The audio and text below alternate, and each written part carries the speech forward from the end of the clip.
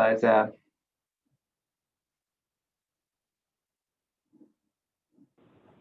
How are you? Good. How are you doing? Pretty good.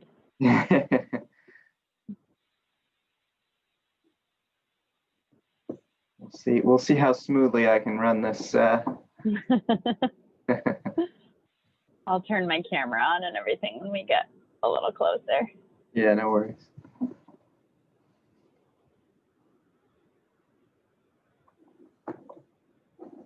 How has the conference been going so far? Good. This is day 2, right? Yeah.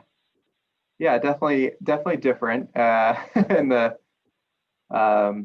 you know, the energy of sort of not being all together is right. quite different. But yeah, all things considered, I think it's gone well. Good. Yeah. Good morning. Hi, Laura. Hi, Laura. Hi. Thanks. Jake, I have a question for you. Yeah. So I'm going to be driving the PowerPoint for everybody. The recording. Great. And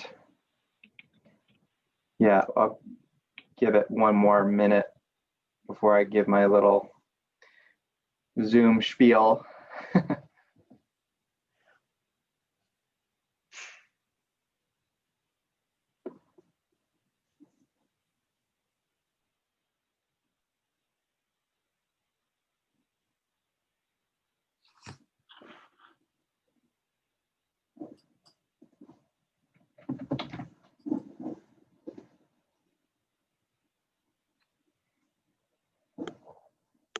All right. So thank you, everyone, and welcome to the Future of Dairy session. So I'm Jake Claro. I just realized I forgot also to introduce myself at the start of today, assuming that everyone was here yesterday. So I'm Jake Claro. I'm the Farm to Plate Director at the Vermont Sustainable Jobs Fund. I am for this session, I am just purely tech support on the Zoom end. So if anything goes wrong with that, blame me and not our esteemed panelists and facilitators. And just to go over a couple of things really quickly, one moment. Let's see, what do I need to tell you about our session here? In terms of, before we get started, so please be sure your Zoom name reflects your first and last name, your place of work, if applicable. Please remain muted unless called upon or engaging in breakout room conversation. You can use the raise hand feature to let the host know that you would like to speak, or you can also do that through the chat. Please do not interrupt others. Please come to the conversation from a place of respect and kindness. Note that these sessions are being recorded and they will be shared on our website following the gathering. And with that, I will turn it over to our facilitators.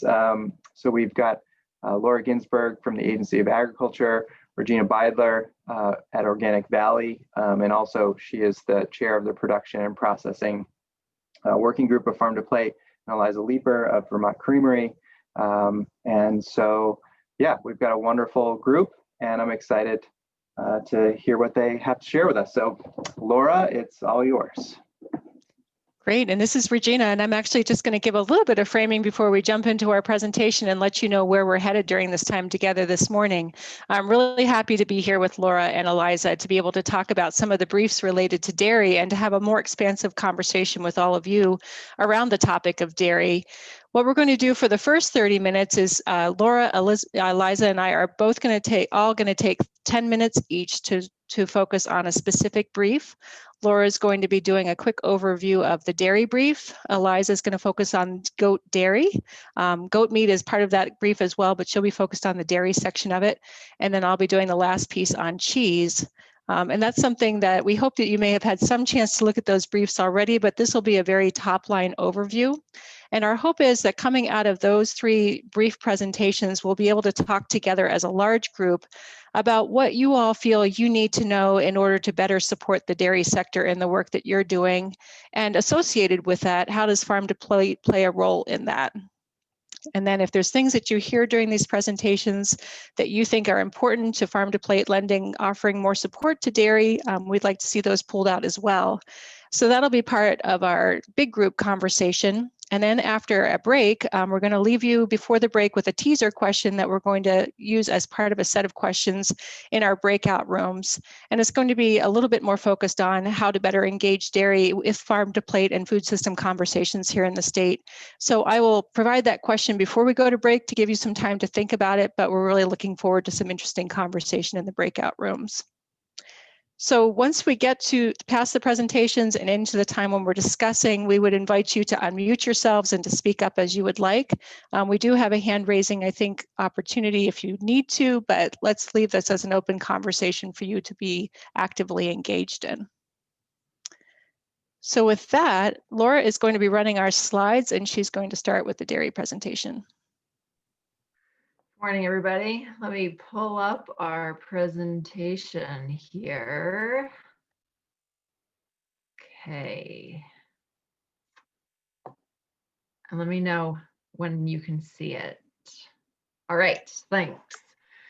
So good morning, everyone. Laura Ginsberg. I'm with the Vermont Agency of Agriculture, Food and Markets. I'm the section chief of the Development Division, and I do a lot of dairy focused work. And I'm also the lead of the Northeast Dairy Business Innovation Center, which is a newer USDA funded opportunity that I'll touch on at the very end of the presentation.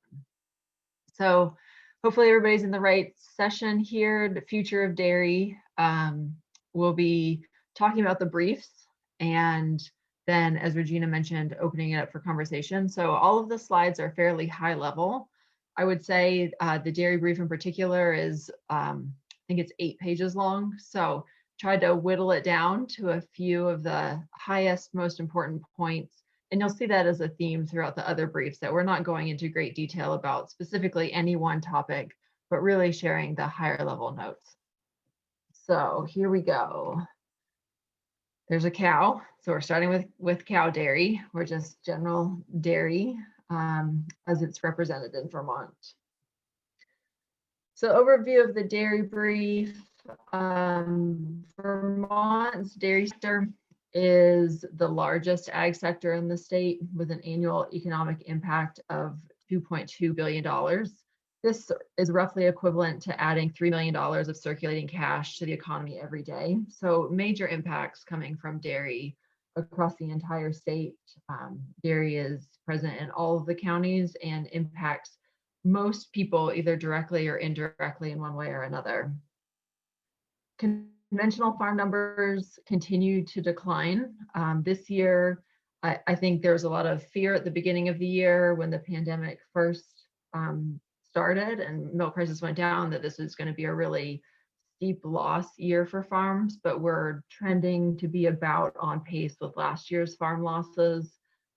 The organic sector farm numbers have remained relatively constant. In the dairy brief, there was a really nice visualization of this over the past 10 years. And just wanted to provide updated figures for October 2020. So we now have 444 conventional farms, which is down right around 25 from the start of the year, and 187 organic farms, which is almost constant with the beginning of the year. Over 80% of farms in Vermont milk fewer than 200 cows, and I'll be circling back to that in a moment, but that's a really special and important number to keep in mind as we work through our discussions today. And one thing that I would say, this is a Regina-ism, but I have adopted it, is that to keep in mind that dairy is not a monolith. It's not that the sector is one thing, that all farms are one way. We may be a small state, but our dairy sector has a great diversity in production practices, farm sizes, market served, animals milked, breeds, species. And so when we talk about dairy, it's not that dairy is failing or dairy is this, it's dairy is that. It's that some farms are experiencing some things and all farms are experiencing them in different ways. And that's really keen and important to keep in mind, because when we talk about dairy, we need to make sure that we're being specific about the particular part of the sector that we want to either target or focus on or are referencing. So just using care in our language is important. The dairy brief was and is different than the other briefs because it had the opportunity to focus on a few different topics as being current conditions and having the opportunity to talk about things in a different way. And so I pulled out the scale bifurcation because I think the visuals are really important here, but you'll see on the other slides that I've grouped the other topics together on each slide. And so this one just felt really key so that folks that maybe aren't as engaged in the sector coming in get a better sense of where the industry is right now. And so scale bifurcation is a really important topic, I think, in the ag sector in general, but specifically in dairy, because what we're seeing is that there's really two opposite production systems that are both serving a commodity market that doesn't differentiate. And the pressure is on those farms that are considered ag of the middle. And so if you look at the pie chart there on the left, you'll see that we've got this really large grouping of farms that milk fewer than 200 cows. It's about 81% of operations. 14% of operations would be considered ag of the middle, and that's a national distinction of farms that are neither small nor large enough to take real advantage of the cost of scale. And then we've got these larger farm operations that milk more than 700 cows. The way these are delineated is based on Agency of Agriculture water quality standards. And so it may be a little bit, it's not exactly representative of how the industry works, but it is a grouping that we use frequently. And so it's the easiest way for us to represent the different farm scales. And you can see in the chart on the right that the growth in Vermont is really coming from the larger size.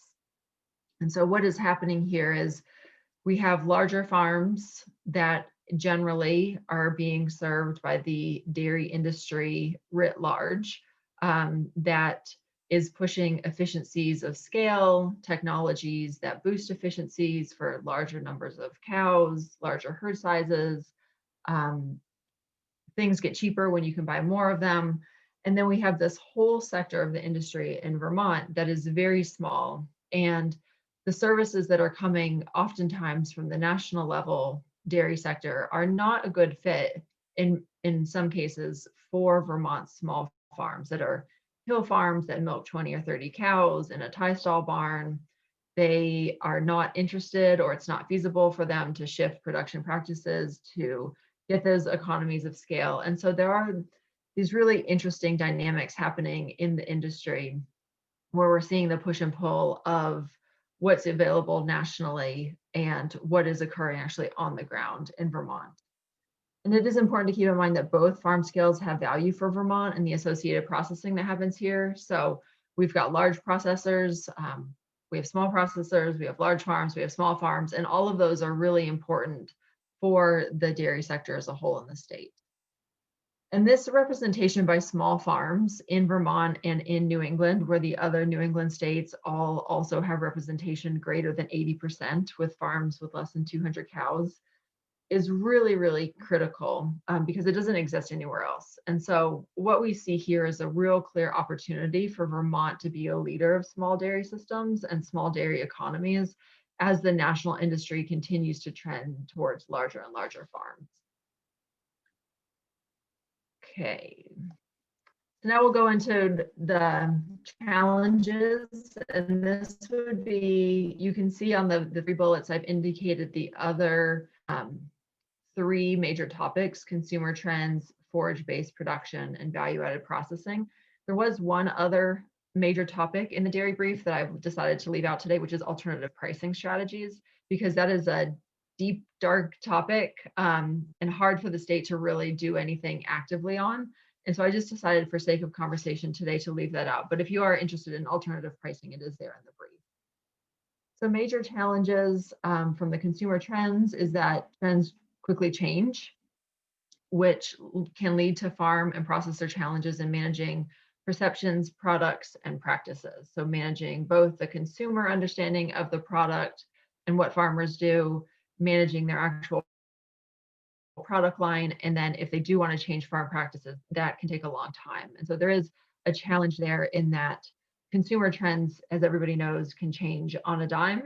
And so keeping ahead of the game there is really key for the dairy sector remaining relevant.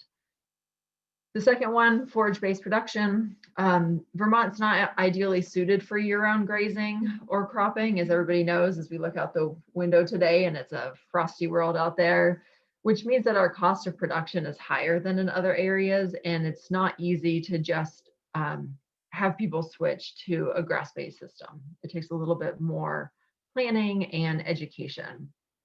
And then from the value-added processing end of things, processing facilities that can handle milk at scale, whether they're producing fluid milk, cheese, yogurt, sour cream, they're expensive to build and maintain.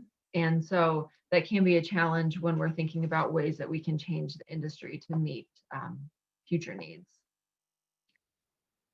Bottlenecks and gaps. And so I've left the bullets the same. So the top one is always going to be the same as before: consumer perceptions, then forage-based production, and then processing at the bottom. So a bottleneck in the consumer perceptions is that dairy it's not only expensive to build, but it's what I would consider well entrenched, and it's difficult to change things quickly.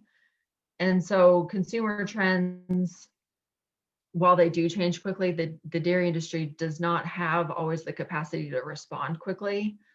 And much of the industry is still focused on increasing fluid milk consumption. And that is both a challenge and potentially a bottleneck, because we could be capitalizing on other value-added products that have increasing consumption rates. We know that dairy fluid milk consumption continues to decline, but overall dairy consumption by weight is increasing, mostly because people are eating more cheese and other value-added products like yogurt.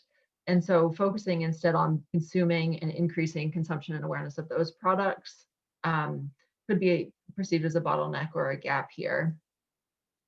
Another one would be that switching to grass-fed production can lead to lower milk production. And for farms that have certain levels of milk production required to meet their debt, this can be an inhibiting factor to thinking about switching production methods.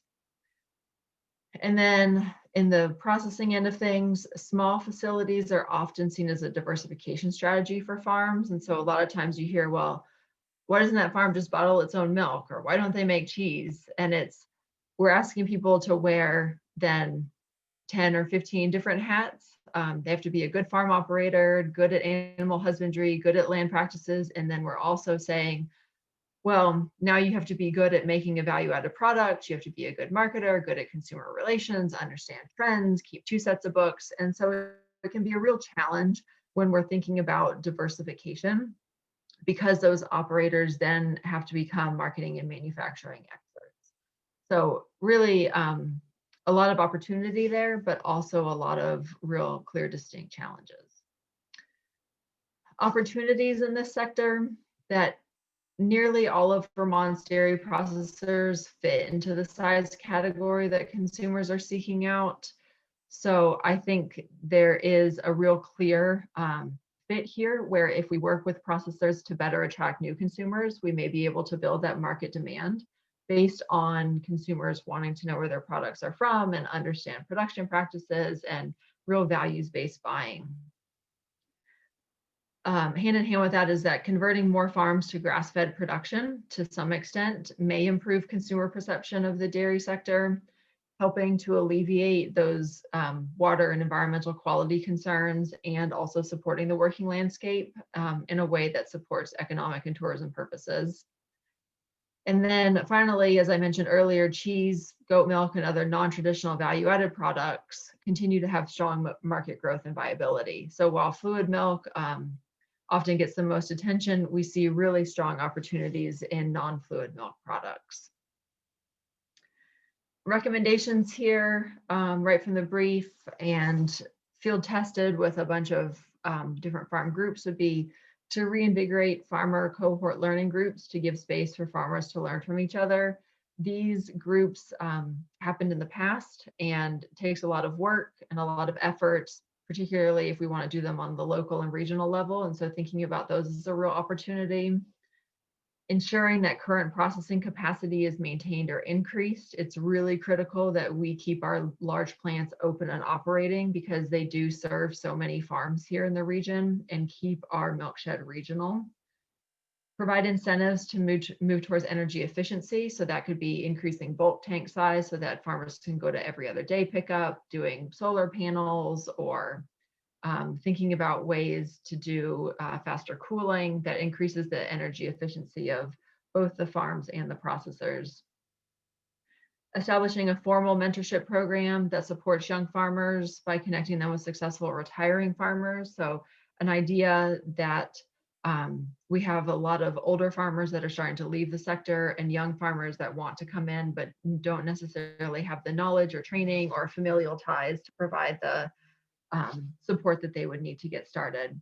And then the last opportunity would be to incentivize new farmers and farm transitions using a model like the remote worker program that the Agency of Commerce and Community Development did to bring new farmers here and reduce the costs of farm transitions.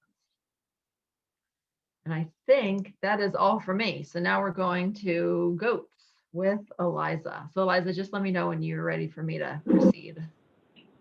Sounds good. Hi, everybody. Great to be spending the morning with you today. I want to preface my part of the presentation with two things. So as Regina mentioned, we're not going to touch on the meat industry for goats today. We're focusing on dairy. And then my second comment is I'm coming to this with the lens of Vermont Creamery, which is a large-scale cheese processor here in Vermont. So there's absolutely opportunities for smaller scale goat farms and value-added producers independently, but today we're going to be looking at the larger scale opportunities to really move the goat industry forward in Vermont. Ready, Laura? All right, so again, all this is coming out of the goat brief, which I authored with the help of some other folks in Vermont. So overview, state of the goat industry in Vermont. Goat milk production in Vermont has grown from about 2 million to 3 million pounds over the last 5 years. Goat farming is an interesting opportunity either for existing dairy farmers to transition or for new folks looking to get into the farming industry because they can generate income a lot faster than a new cow dairy farm. So you can generate income within about 12 to 15 months. The genetics also work to a farmer's advantage. They give birth to females more often than cow reproduction does. So you can generate a herd and continue to improve the genetics much quicker with goats than you can with cows. And there's also less cash required to set up a goat farm. So it's a little bit easier entry point for new farming. As I mentioned, I'm representing Vermont Creamery today. And we anticipate processing about 25 million pounds of milk per year by 2024.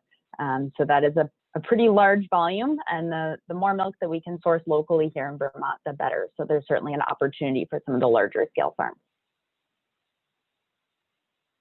A few of the bottlenecks. So there's not a lot of expertise on goat farms. We're very fortunate to have Ayresbrook Goat Dairy in Randolph, which was created as a partnership with Vermont Creamery. I know we have a few other folks involved in the startup of Ayresbrook on this call. That has been sort of our learning opportunity to see what's possible in the goat dairy industry. And there's been a lot of great lessons there.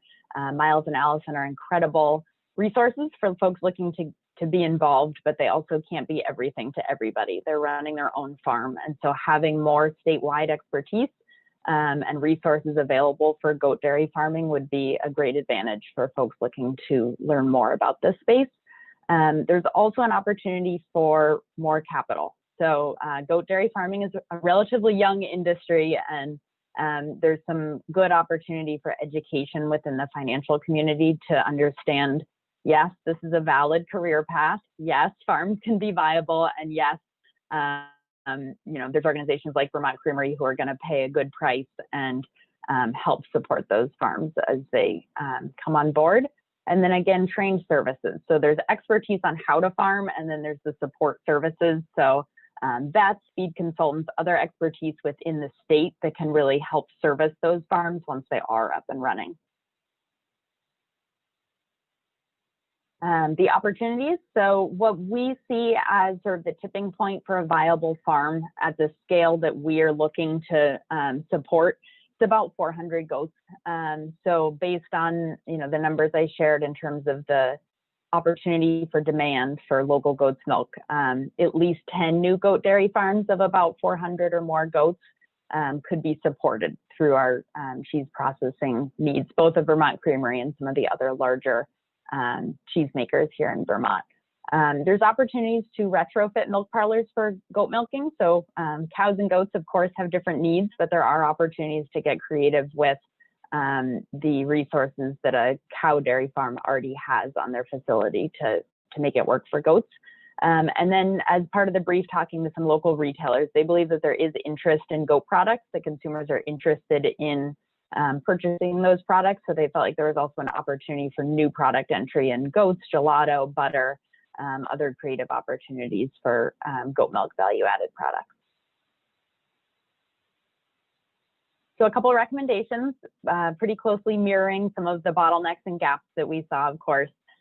So overall financial support. So as I mentioned, having easily accessible funding available for farms looking to transition or start goat farming. So low interest loans, grants, overall education for the investor community. So it's not such a challenge for folks to say, yes, this is a real industry. Yes, this is something I want to do. Yes, you can loan me money and I'll be able to repay it. So we see that as a big opportunity in terms of a hurdle for goat industry to really take off. Again, having that consolidated center of excellence. So a spot for folks to receive training, to get on-farm support as they're getting up and running. And just having all that knowledge in one central area would be really helpful, whether that's at a university or another group. And then outreach to spread the word on goat farming. So, here at Vermont Creamery, we can't necessarily be the ones running around saying, yes, we want more goat's milk, you should start a goat farm. The agency, of course, has been a good partner in that. But again, just sort of having some clear messaging and outreach efforts to help generate interest in the industry would be really helpful. And I think that's it for me. And if the visual isn't enough, you're going to see that in just a moment. We're going to dive into the cheese brief. Before we do that, though, I just wanted to say that it's been really interesting listening to the presentation so far, that these are not only related or associated topics, but really these are layers of the same topic. Laura has laid a really nice foundation around dairy and the general state of dairy here in the state. Eliza did a nice job talking about a specific breed, about goats here in the state and how that fits into that picture. And now we're going to be going to the product level, looking at the cheese brief. So go ahead, Laura. So this is a bit of an overview. It won't be a surprise to you all that Vermont has the most cheesemakers per capita in the US. And what that means in real numbers is that we have more than 60 producers making more than 225 varieties of cheese. And the annual revenue from that is substantial, with $657 million coming in every year. And while the amount of dairy farms has steadily consolidated or closed or diminished, the cheese-making businesses have tripled in the recent past. So that's a real growth area in our state. Some of the challenges you'll see here, Laura already talked about our small dairy farms. Challenging terrain if you travel around the state. Some areas of the state are flatter than others. We live in central Vermont where there's lots of hills and valleys. And Laura's also mentioned our shorter growing seasons. So if you look at the disadvantage that might exist for dairy farmers compared to other parts of the country, we do have challenging weather and terrain and things that makes it a little bit more difficult for us to compete on the same level with national dairy producers in other places in the commodity milk market. At the same time, we still do have a lot of farms that are a part of that larger commodity market. So it's very hard for small cheese making operations to find a way to work with that larger commodity market, to work in concert with each other. What we see in particular around that is that dairy co-op policies and economies of scale can make it difficult for small cheesemakers to access milk unless they also become milk producers, like Laura said. And for anyone who's ever dairy farmed, there's already not enough hours in the day. So to add value-added processing and growing a herd to meet the supply needs, also to produce the product in market, is really, really difficult. The last point talks about that cheesemakers require milk of exceptional quality, and we're not only talking about milk quality as far as attributes around somatic cell or other quality measures, but there are even, for certain types of cheeses, you can't feed fermented feed. So if you travel around Vermont, you'll see a lot of farms will have wrapped round bales. That's done because with the weather changes that have happened over the last number of years, it's harder and harder to find 3 days of sunshine in a row to make really good quality dry feed. And so farmers, to try to maximize the quality of the feed they're feeding their animals, go to fermented feed in the forms of silage or round bales. A lot of times that doesn't work well for cheesemakers, so that can be a challenge.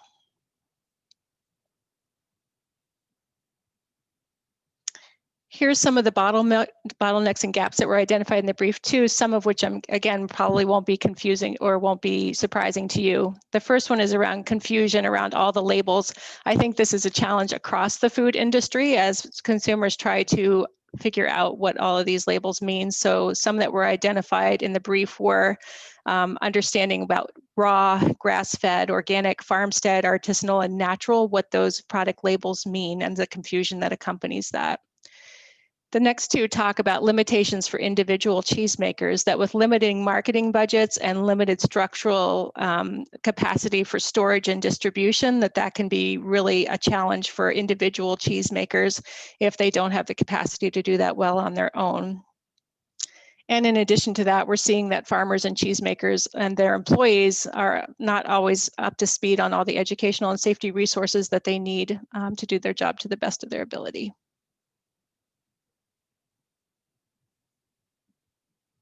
There are some really great opportunities. Our reputation here in Vermont has stood us in good stead, and we're well positioned in the industry to really compete well with increased marketing support. And we're seeing amongst the cheesemakers in the state a real openness to working together, both in developing some shared infrastructure for aggregation, storage, and distribution, and also around some group marketing that would be able to use the strength of the Vermont brand to be able to give their products better positioning. And the final point, that there could be the opportunity for focused investment in agriculture and cheesemaking education in Vermont to expand the trained workforce. I find this of particular interest as with a number of other people in the state, we're looking at Vermont Tech as an example of a place of, are there hands-on training opportunities there that would help the Vermont food system and the larger regional food system if we were able to train for specific needs.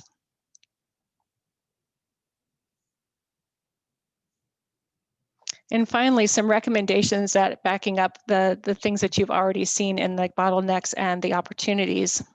Having some ability to clarify cheese labeling nomenclature would help consumers have a better understanding of what they're purchasing. Eliza talked about business models supporting the logistics of businesses, so specific people who are trained around hauling, cooperatives, lab staff that are specifically trained for all kinds of different dairy and different products would be really useful. Being able to utilize grant programs to assist these businesses with equipment purchases and planning continues to be very useful. And a specific recommendation for the Vermont Cheese Council that their marketing initiatives have an increased investment up to $150,000. And the development of a comprehensive dairy products marketing program. There were a couple of other recommendations, as Laura touched on earlier, around changing the milk pricing system and some of the other pieces that we feel are beyond what the state is able to do on its own. But again, if you'd like to see all of the recommendations related to cheese, we would direct you to the brief to be able to see those.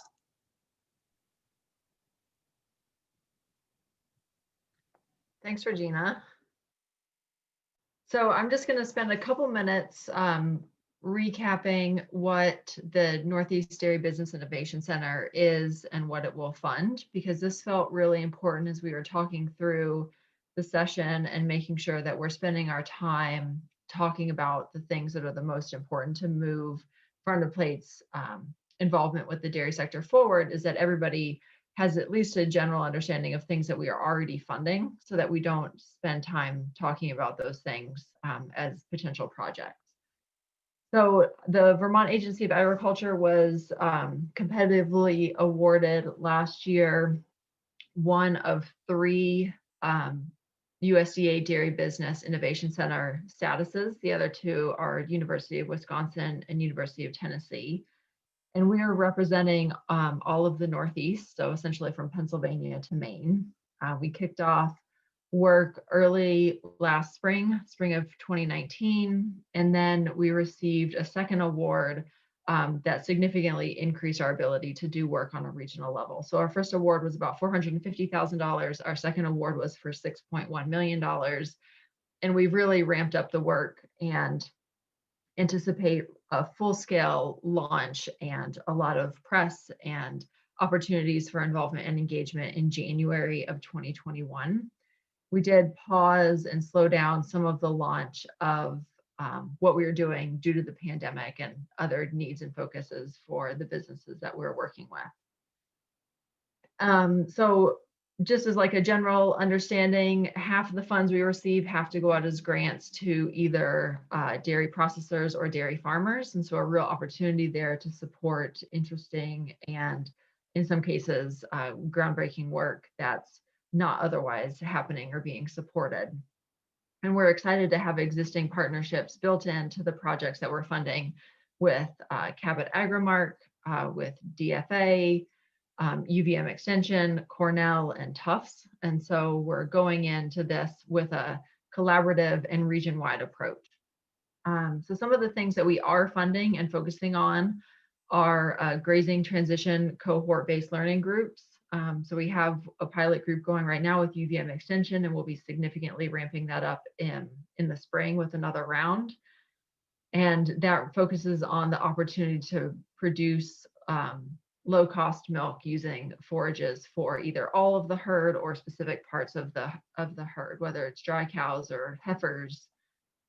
Then, as Eliza mentioned in the goat brief, there was an indication that there needed to be a center of excellence where we could focus on the opportunity of goat and we wrapped in sheep dairy because we understand that that is also an area where there's potential growth and not enough sheep milk produced in state to meet the processing needs.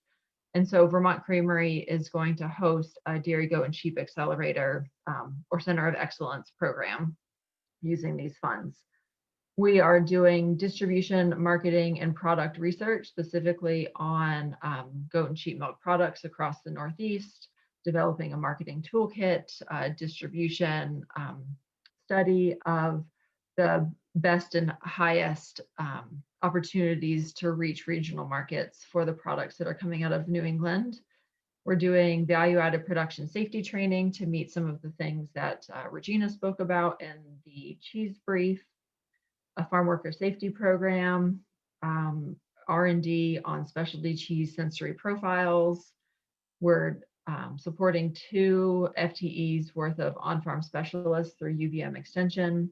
And then we're providing competitive grants for a number of different things, including marketing and branding work, food safety certification, and technical assistance. So a number of things are being supported with the funds from the Dairy Business Innovation Center. But of course, there's always more that we can do and more ways that we can think about it. And so just wanted to put that out there that some of the things are being funded, but we're still excited to talk about the opportunities in the ways that Farm to Plate can engage in the ways that the Dairy Business Innovation Center could fund projects moving forward. So I'm going to stop sharing my screen because I think we're going into larger group conversation now. Is that right, Regina? Yes. Okay. We have about 20 minutes before we're going to give everybody a bit of a stretch break. And so we wanted to just hear from you. And I think I'll get the conversational ball rolling to just ask, was there anything in the presentations that surprised you or things that reinforced what you thought you already knew and were glad to see? And go ahead and unmute yourself and start speaking if you'd like, because I know we're spread over a couple of screens, so just so that no one is missed.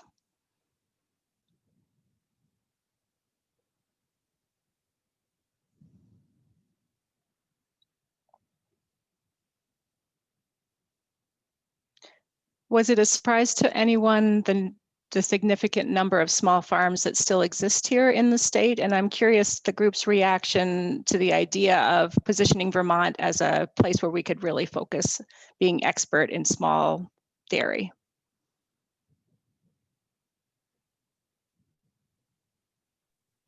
Yep, Regina, this is Mary Ellen, and Mary Ellen Franklin from Guilford, Vermont. Yeah, I was really happy to see that pie chart and seeing it broken out, and the mention of ag in the middle. I'm not familiar with that term, but yeah, I had, you know, we just, I guess it's good to see all of those smaller farms emphasized and recognized, because they are the ones that we're losing so quickly. And I just don't think it's the same when everybody becomes, the only ones that are left are the big farms. So thank you for that. And I did find that really interesting. And bifurcation, I'll have to look that one up because I'm not really familiar with that terminology either. So thank you. Thanks, Mary Ellen.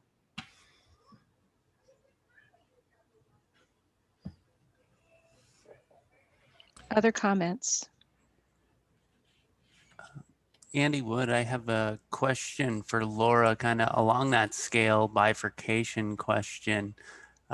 Just like in my brain, I was thinking, you know, Wisconsin would be a comparable. Is it more that they have more in the middle than we do?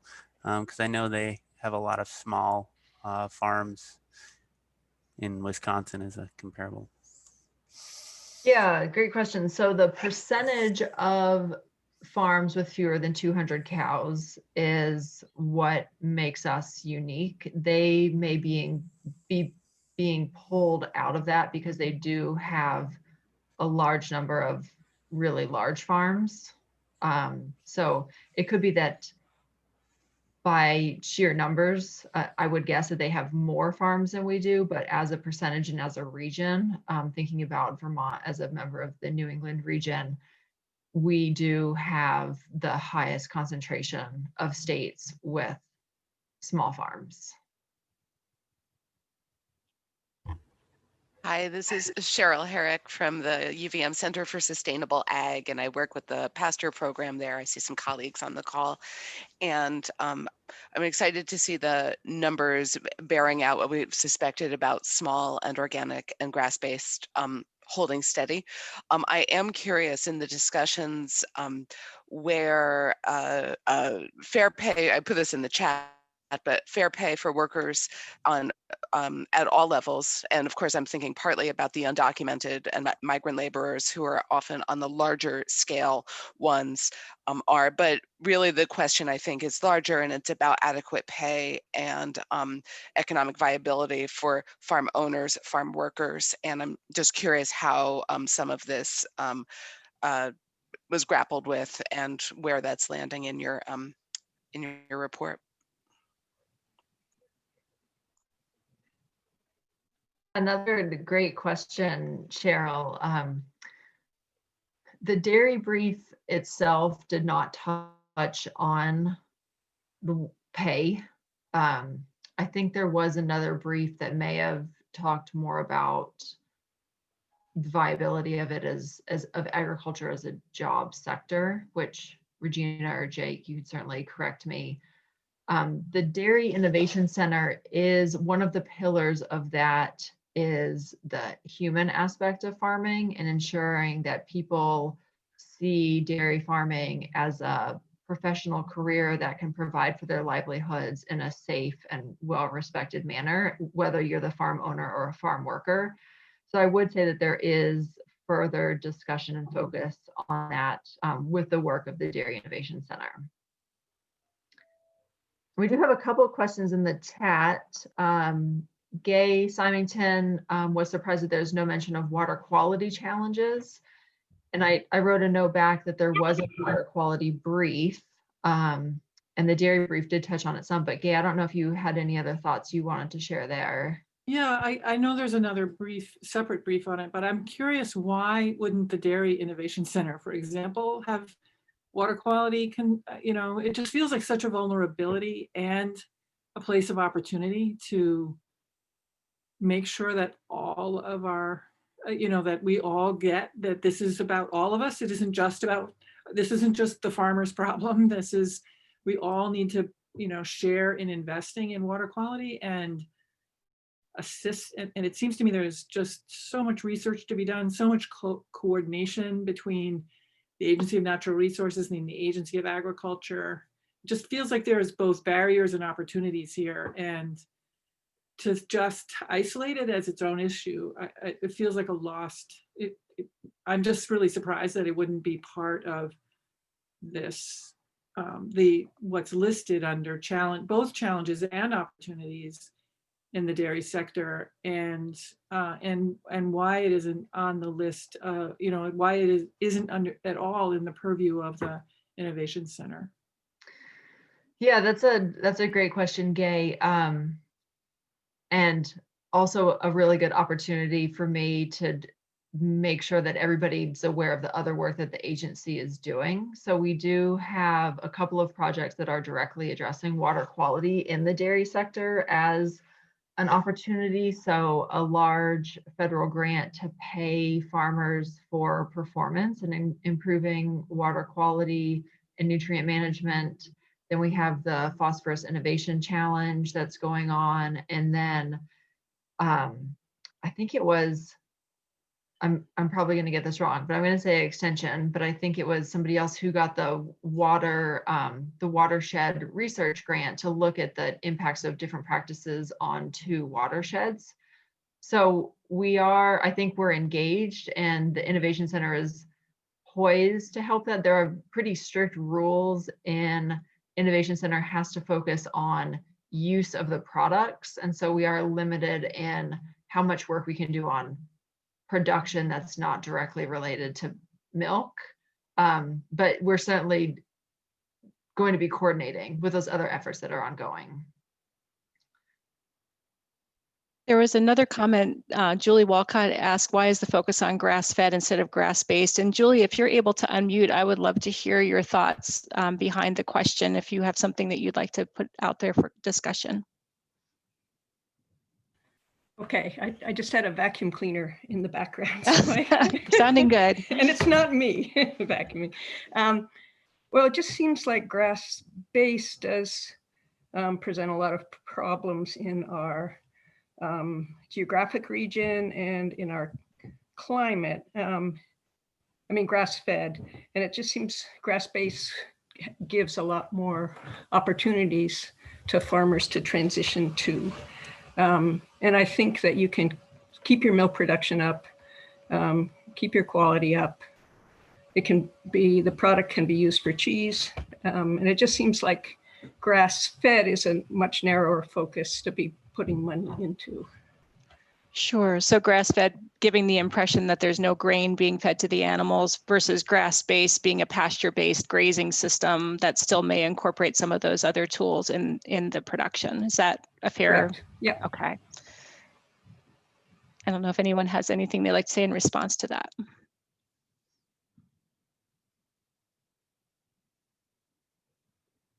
And Laura, when you're looking at introducing grazing, is it grass-based that you think would be more of the direction or the focus area over grass-fed, or what is your sense of the focus?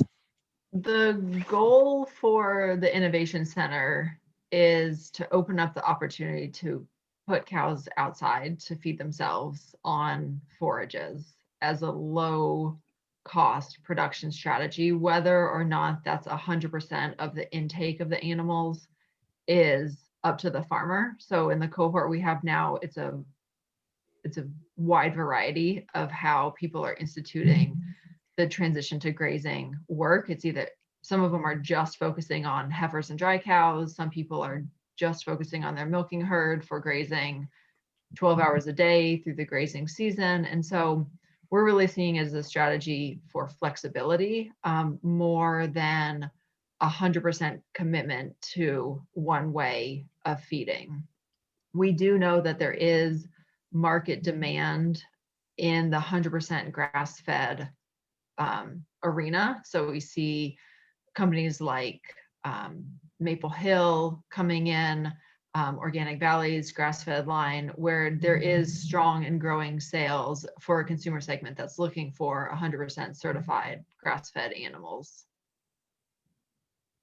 Cheryl again from the center, and I think Julie's question speaks to the excellent point you make earlier in the brief about how the different labeling and different standards are confusing in the marketplace, because I think Julie's question is, well, what about people who are getting animals on grass, maybe in different ways, and as you just described, Laura, at different times. We also hear, though, on the national market about grass-fed animal labeling given to meat from feedlot animals who are fed alfalfa pellets in confinement operations and never see grass. So it really speaks to the meaning and the certification of the labeling for what the opportunities are.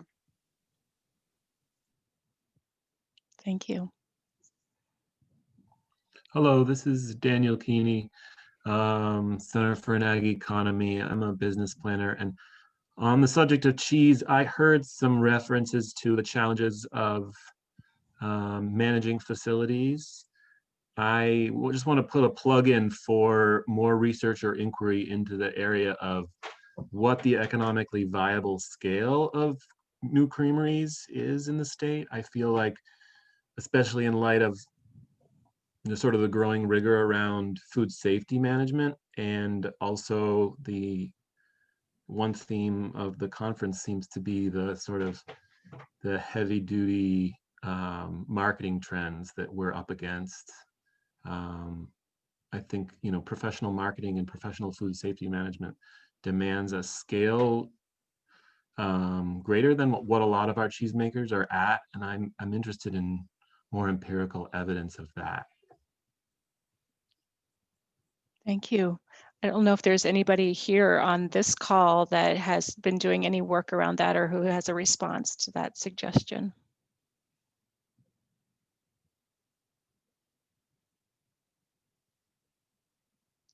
And if not, it's definitely been noted. Are there other things from your particular work that you feel would be useful to know, much like Daniel just shared, around dairy, information that you don't yet have but would be useful to know?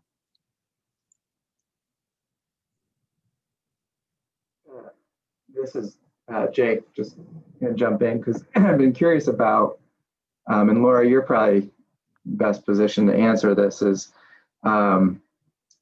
just like trying to figure out the effects of COVID right now on the dairy industry, and what is the industry going to look like come turn of the year here in January, and kind of any changes that may not have been reflected in the brief that whether it's accelerating transitions, or we're going to see less farms in operation, that kind of thing. I'm just trying to process what those impacts are and how they might be setting direction or accelerating the direction we need to go in. Yeah, that's a really thought-provoking question, Jake, and I'll put out an answer, but certainly would open it for anybody else to respond to. One of the things that I think concerns me is that as farmers of all sizes have had to meet production quotas, in many cases, if they're shipping to a co-op, they have been selling parts of their herd or their young stock to cut costs. And that's going to have potentially some longer term impacts on them if they can start producing more milk, if the market comes back strong and there's more demand, that there's just been a lot of cows that have actually left the state and a lot of young stock that have left the state. And that's an asset for a farm.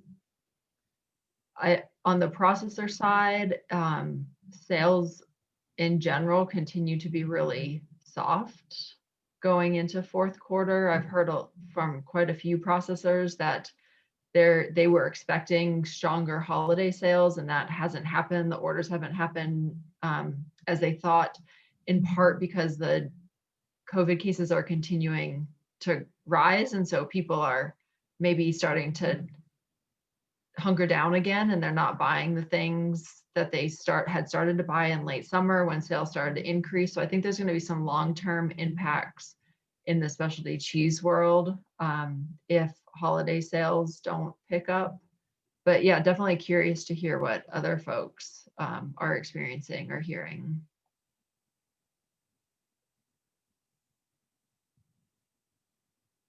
Anyone else have anything to add?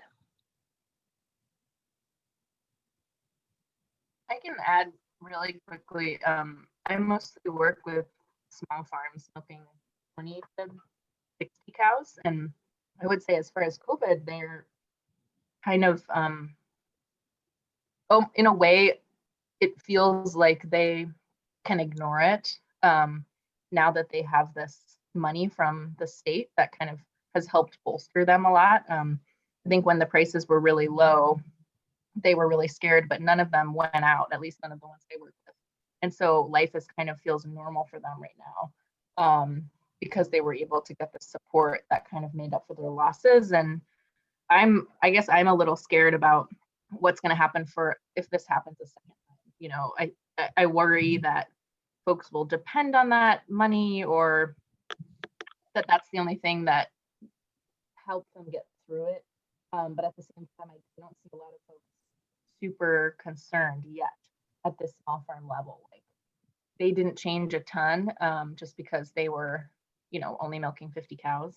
They kind of tightened their belts, and a lot of them are feeding less grain and are seeing great results in that they were able to do more tweaking to decrease their cost of production.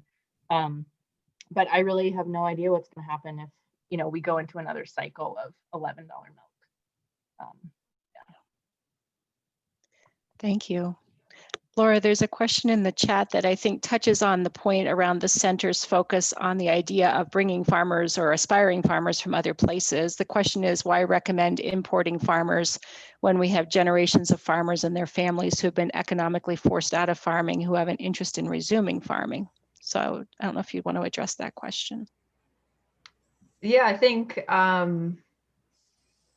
my perspective is that any new farmer is a great and strong addition to the ag community, and whether that is a farmer that is from a farm family that's been here in Vermont for generations and can start farming on their family's land or some other land, then that's a win. If we're bringing in a farmer from Texas or Alabama or Washington to farm here, and they're bringing new skills and insights and abilities, and they're good stewards of the land, then that's a positive outcome as well. So just being open to the idea that we may need to look outside of Vermont for all of the farms that need to transition to new ownership and management over the next 10 years, and just understanding that that's going to mean opening our arms and creating a situation where everybody feels welcome to start and operate a farm here. And it looks like you're unmuted. Are you ready to speak? Yes, I had something I wanted to say. Thinking a little bit about maybe the price or what COVID brought, and an opportunity and something that I think needs to be addressed is risk management for farms.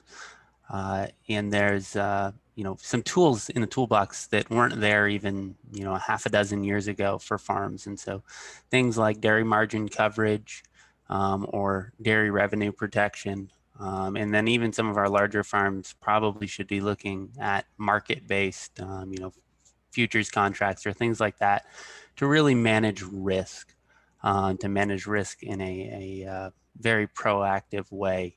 And I think dairy margin coverage, while it isn't everything, it's a very good start for all farms milking less than about 225 cows for risk management.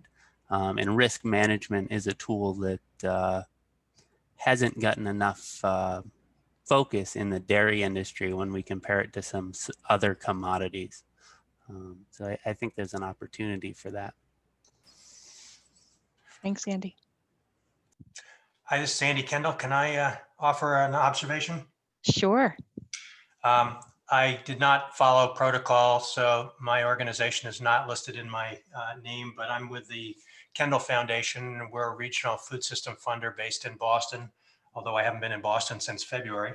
And I was at the, or I was a part of the wholesale and regional market discussion yesterday. And it seems to me that there's an interesting link between these two sessions. And that really is that, you know, in the regional market development conversation, you know, they were really, the conversation really was focused on how do you capture the Vermont brand and market it broadly to the tens of millions of people who live within 6 hours drive of Vermont, where the propensity to pay perhaps a slight premium for that Vermont brand is highest. And it's perhaps a little bit overwhelming to think about it when you think about it across the entire spectrum of food items, from produce to dairy to baked goods and maple and so forth. But it seems to me in the case of dairy, as we're discussing today, perhaps, you know, obviously that's the most important perhaps category in Vermont. It's what perhaps people most associate with the sort of iconic Vermont landscape, those people who don't live in Vermont as I do. And perhaps dairy is the area where you could in fact create a perceived value for the milk and find a way for it to grow and strengthen value-added products, whether it's yogurt, cheese, or other kinds of dairy products for those tens of millions of potential consumers who have the most likelihood of valuing that that brand. You know, there's an interesting case study of a dairy here in Massachusetts that developed such a successful yogurt brand that it had to make the very difficult, excruciating decision to decouple the dairy production side of the business from the yogurt side.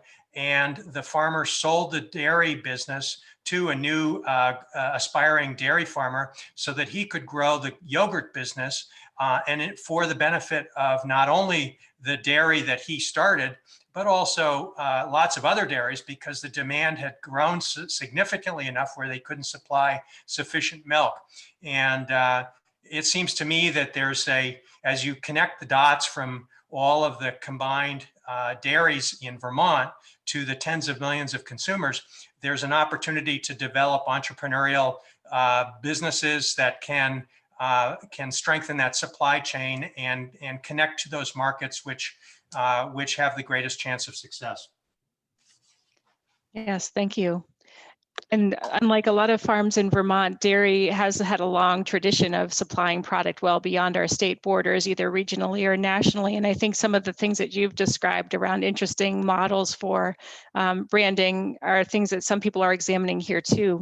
I don't know, Laura, if you have any quick response to that as far as how we narrow down on what the attributes might be around a Vermont brand. Yeah, last year we did do, per legislative request, the dairy marketing assessment, which really looked at the best way to position Vermont dairy brands moving forward. And they found generally that a Vermont brand as a whole would not be the best investment, but to support the individual brands in marketing their Vermontness was the way that we could best support consumers of the various and different types and kinds of products that are leaving the state. And so there's a lot of work going on with marketing and market development across the different channels and consumer groups. So I do expect there to be more focus on that, on how we really increase the value of the Vermont origin and story behind a lot of the products that are leaving our state. We had promised you all a break, but there's one great question in the chat that we want to make sure to get to Eliza before we do break. There was a comment, Eliza, that Liz Calvert says she's super excited to hear about the increase in goat and sheep. Are there stigmas that need to be overcome in order for cow dairy farmers to transition to goat dairy farming? Great question, Liz. You know, I think anecdotally, absolutely, goat or cow farmers sort of say, goats, that's a joke. You know, goat farmers aren't real. What is this industry? But I think there's an opportunity for education and to explain, you know, lower cost, less work on, you know, less physical work on your part, higher price per pound. I think a really good example is the Jones family. So Jonesland Farm is in Hyde Park, and they are a 5th generation cow dairy family farm. And for the last 2 years or so, they've been thinking through and starting the transition from cows to goats. They really looked hard at the numbers, and their last profitable year, I think, was 2014, and have continued to just sort of try to get by and realize there was not a future in cows. The next generation of their family was not interested in continuing with cows. So they're right now undergoing the transition to goats. It's been slowed down a little bit by COVID, but they've sold off their herd. They're bringing in a new milking parlor.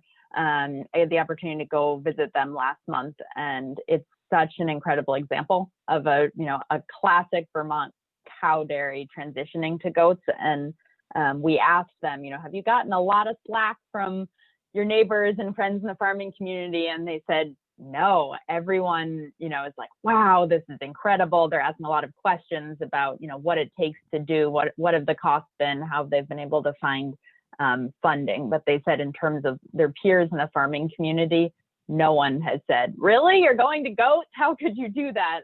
Everyone is saying, what is our next move? What's the opportunity here for us? So, the more examples we have like that and spokespeople for the goat industry like that, I think the easier it's going to be to overcome some of the stigmas around it. Yeah, thanks, Eliza. Farmers definitely watch each other. So I think the more that there is that kind of transition and success, the more likely they'll be to ask questions and to consider it themselves. Yeah, I saw Allison just raised her hand. I'm sure. Oh, go ahead, Allison. I would also add that for so many years, Vermont Creamery was the only buyer of, I would say, commodity goat's milk, not a farmstead producer.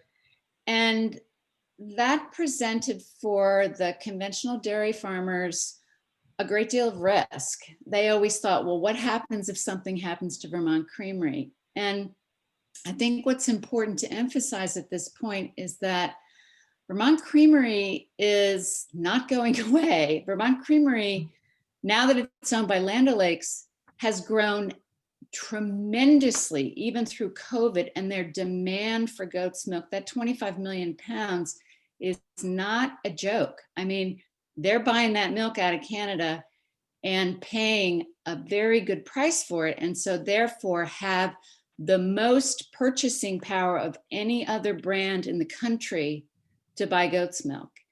And what's interesting is to have that level of commitment to the animal right in our backyard in Vermont in the Northeast is really big. I mean, it's really important for those dairy farmers to have that level of confidence that that's not going to go away. It also presents an enormous opportunity for other products in the goat category. We always made cheese, but we never had the bandwidth or the capital to get into yogurt and to get into fluid milk. But the consumer demand for goat's milk products is very strong. And so there's an opportunity to expand to a lot of that once we have flow of milk. So yes, thanks for those points, Allison. We're going to, in just a moment, take a 10-minute break. But before you go, I did promise at the beginning of this session that we were going to give you a question to consider as you're taking a break that we'll bring back in when we start to go to our smaller breakout rooms. And here's one of the questions we'd like to discuss with all of you in those rooms. Dairy hasn't felt the need for a lot of farm to plate engagement for this first 10-year segment. Why does farm to plate need dairy's engagement to be successful? So that's one question that we're going to start our conversations with in the breakout room. So if you want to give some thought to that over the next 10 minutes. Jake, if we give people until 5 after the hour, is that going to set us back at all? It's okay. All right. So what we'll just encourage you to do is to just mute yourselves, turn off your cameras, but stay on this link. And if you're back at 5 minutes after 11, we'll start back in again. Thanks so much.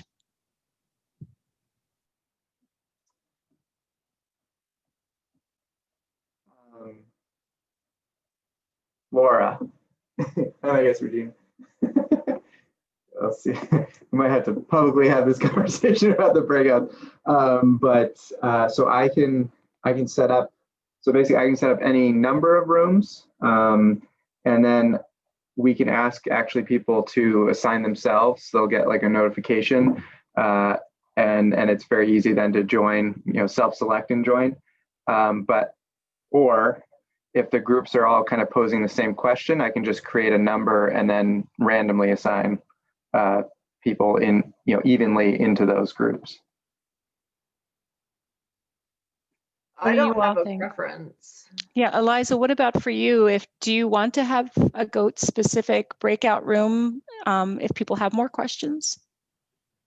I'm happy to host one. I don't know if we'll get a lot of interest specifically in goats, or if folks would be more interested in the broader topics.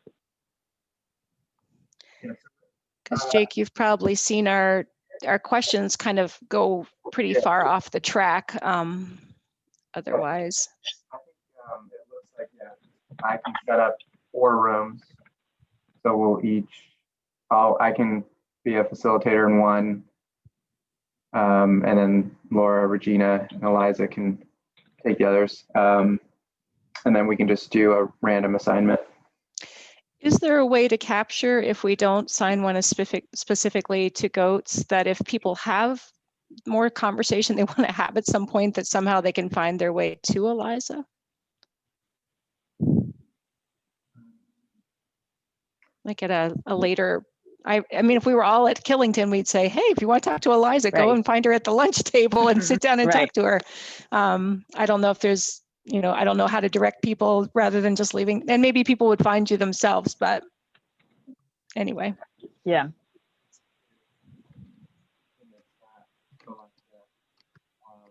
Oops, I'm not hearing your, there you go. Yeah, for any other inquiries about goat dairy. Okay, so 4 breakout rooms, that sounds good.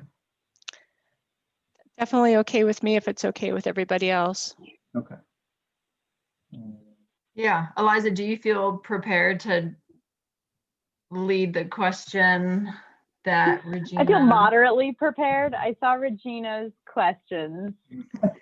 So, I mean, to be entirely honest, I've not been super involved in farm to plate the last like 3 or 4 years. Like I was super involved, less involved now, back in with the goats. So in terms of, some of the questions in terms of dairy has like, I guess I don't know the dynamic as well as some of you do in terms of dairy's engagement with farm to plate. So that would be my only concern, is if, the group participants are more knowledgeable than me, perhaps, which is great. No problem there, except if I, don't feel prepared to speak to some of those dynamics and things like that. That would be my only concern. We could do 3. We could do 3 groups, and Regina, Laura, and I could be heading up the facilitation of that, because I think what you're saying makes a lot of sense. It's going to be really unclear to me how this is going to go, because we have some dairy producers who are on this group. We have people who work really closely with dairy producers on this group, and then we have people who don't at all work with dairy producers. So this is one of those, who knows what is going to be said, but I'm really curious to see, because I feel like this is an elephant in the room a lot of times, is that whether it's because dairy doesn't feel they need it, they don't feel like it's a conversation that's comfortable for them. I don't know. I think it would be really interesting to hear the perspective of what people think is keeping people from engaging and what we can do to help them engage. Yeah, and that's yeah, I think it's gonna be great. And so 3 rooms would be 9, so it's basically 9 participants per room, which I think is great. So let's do that. Sure. Then everybody will be able to see each other. Yeah, yeah. All right. And I'm trying to remember, I know we're bringing everybody back, and Laura, you were just going to give some framing, right, to the second Yeah. section. I sure was. Good. Can't wait It's a for good that. thing you highlighted where we're supposed to do the different things on the agenda.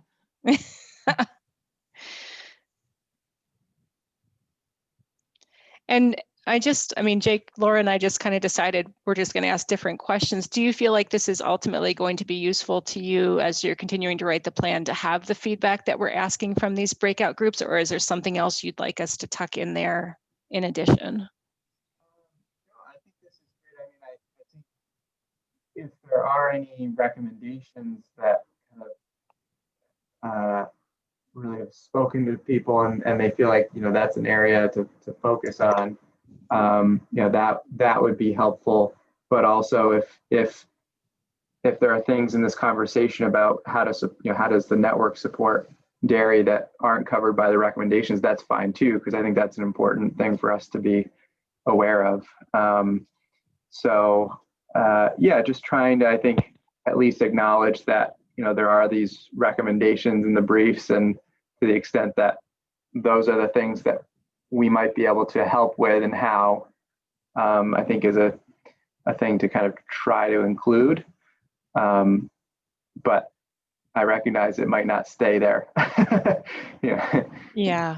I think our thinking when we switched out the questions is there's nothing more angst producing when you have a group of people who don't really understand dairy saying, oh, this is what you should do. You should tell them to do this.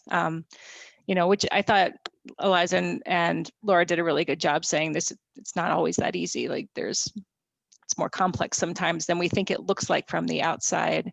So I think we were trying to avoid the coming out of it feeling like, here's your list of all the things dairy farmers should do, without also saying, if we can engage dairy farmers more actively in the conversations, then it's ultimately going to lead to better results. So we'll see if that was a good, if what we thought we should do works out well. Maybe it will be a great failure, but we'll find out, I guess, in a little bit. So anyway. All right. All right. So I and a click of the button whenever we're ready. I can so it'll auto assign people and it'll force them into those assignments. So it should happen quickly. Great. I'm gonna and I know yesterday. Water. Yeah, I'm gonna go. Yeah. I know yesterday it worked really well to just very quickly have people say who they are and where they're from, just because not everybody recognized each other. So I think that's where I would like to start too, in a breakout rooms, just to see who's there. Agreed. So, all right. We'll Doing see you. that, like, oh man. All right, I'm gonna go get a glass of water and then See you in a couple minutes.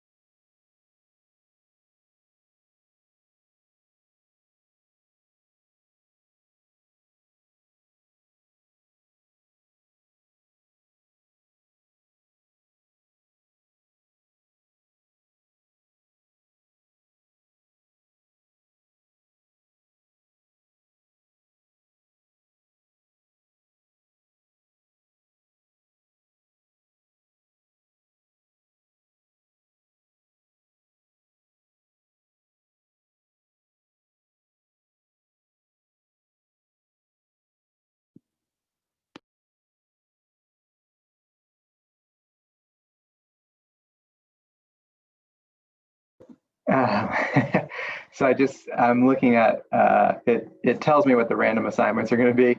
So to start, Regina or Laura, you were randomly assigned in the same room. But you can leave. So one of you will just have to jump out, and then let me just see if I might be able to select what group I go to. Yeah. So I can go into room 2. So room 1 will need one of you. And if one of us just jumps out of wherever we're automatically populated, you can send us back into somewhere else? Yeah, I think, yeah. We'll see. Maybe room 1 should just be like Lord of the Flies. Yeah. We'll see how chaos might lead it. Yeah, we'll see. We'll see how that works. Okay, I'm happy to be the one to try to get out and then get into room 1. Okay. We'll just warn whoever is in group 1 that if Laura doesn't appear, somebody else should take the ball, and we can articulate the questions maybe, so just in case they wonder what they are.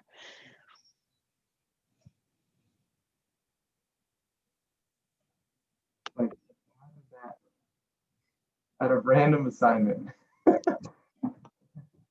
did you guys end up in the same room? All 3 of you. Is Allison? No, Allison Cooper. I was thinking, not Eliza. No, Eliza. Yeah, you're all in room 3. Well, actually, no, wait. I can move you. Never mind. Okay. All right, I'm moving. Room 3 is the place to be. That's right, clearly. So as long as we don't see each other, we're okay. Yeah. Okay.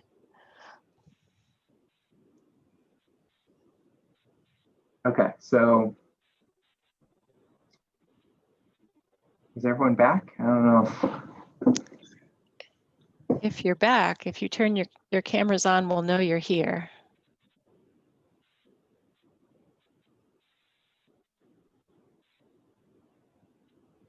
Nice, thank you.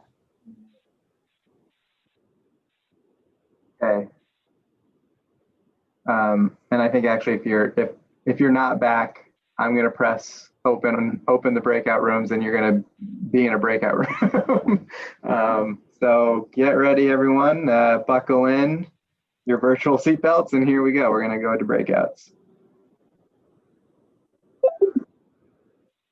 And yeah.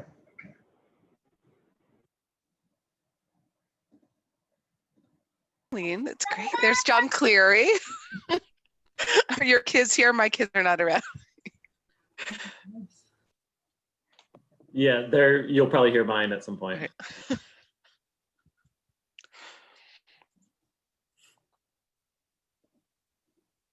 I'm taking care. It's telling me there's some unassigned people that I need to take care of here. Let's see.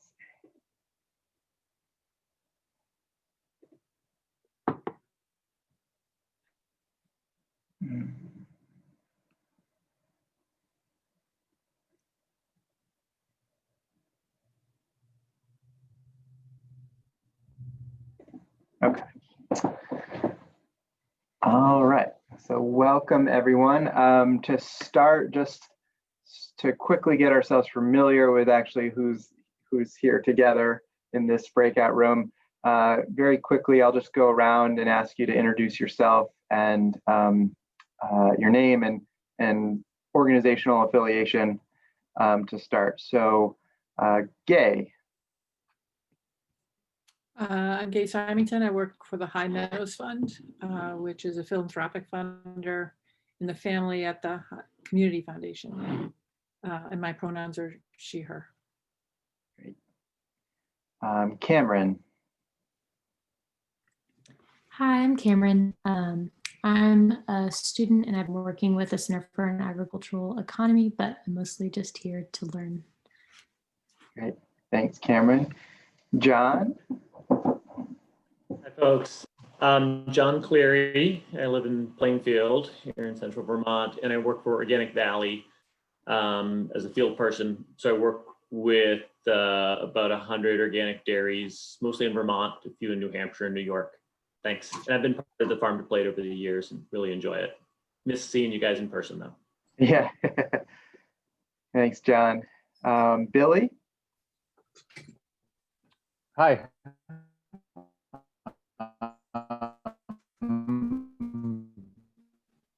Billy Connolly. I'm with Vanguard Renew. My company owns and manages the new anaerobic digester at the Goodrich family farm in Salisbury. It is an enormous digester. It is the largest in New England. And my job is to work with food waste producers and liquid waste producers to feed this big hungry beast. Good to meet you, Billy. We've had some emails recently. Stephanie. Hi all, I'm Stephanie Walsh. I work for Dairy Farmers of America, which is a national dairy milk cooperative. I'm the Director of Industry and Community Affairs with them, so work on mainly their government affairs team. Been involved in Farm to Plate for quite a little bit. I used to work at Vermont Organic Farmers as a certification specialist, and I've been milking cows on and off for about a decade. So I'm happy to see you all virtually. Wish we were in person, but thank you. Awesome, thank you, Stephanie. Isabel. Hi, everyone. I'm Isabel Cochran. I work as a certification specialist at Vermont Organic Farmers. I work a lot with dairy and livestock producers, but I have worked with people in all of the scopes, and I'm excited to be here. Thank you, Isabel. Cheryl. Hi, Cheryl Herrick at UVM Center for Sustainable Ag. And I'm sorry, what else am I supposed to say? Good. Great. Passing the. Yeah, you ticked all the boxes. Colleen. Hi, I'm Colleen Reed. This is Silvano. He's homesick today out of abundance of caution. And I work for UVM Center for Sustainable Ag. I work with Cheryl. I do outreach for the pasture program and work a lot with Vermont Grass Farmers Association. And then I also am a dairy inspector for VOF. Those are my 2 part-time jobs. Awesome. Thank you, Colleen. And lastly, but not least, Annie. Hi, everyone. I'm Annie Rowell. I run Sodexo's program called Vermont First, which is our Sodexo's local sourcing initiative in the state. And Sodexo is a food service company. And we manage a lot of the campuses in Vermont for their food service programs. Awesome. Thank you, Annie. Wow, so really good group. I think we've got a good mixture of people representing different either parts of dairy production or kind of in the supply chain. So this is, I think, a really dynamic group. So what our task is, our first question that Regina kind of teased up is that, dairy hasn't felt this great need for farm to plate engagement sort of historically. And the question sort of posed to us to start with is, why does farm to plate need dairy's engagement? So that's our first question. And I think just a little context on that is that, so the Farm to Plate Network did have a devoted dairy development working group in the very beginnings. And that group merged with what was called technical and business assistance working group. So those 2 groups combined. And one of the reasons for that was the dairy group was feeling like we have things that we can bring to the TA group and the work that they're doing with other industries. So a lot of the discussions around, developing other ag industries in Vermont, dairy felt like they had a lot of perspective that they could provide to that.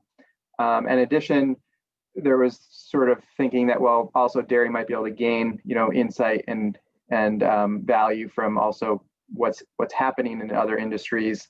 And so that was kind of the rationale for that combination. But beyond that, we haven't had deep engagement with sort of the larger dairy industry over the 10 years of Farm to Plate. So that's kind of why that question is being asked. And I think it's a good one. I think it's a good sort of thing for us to be discussing.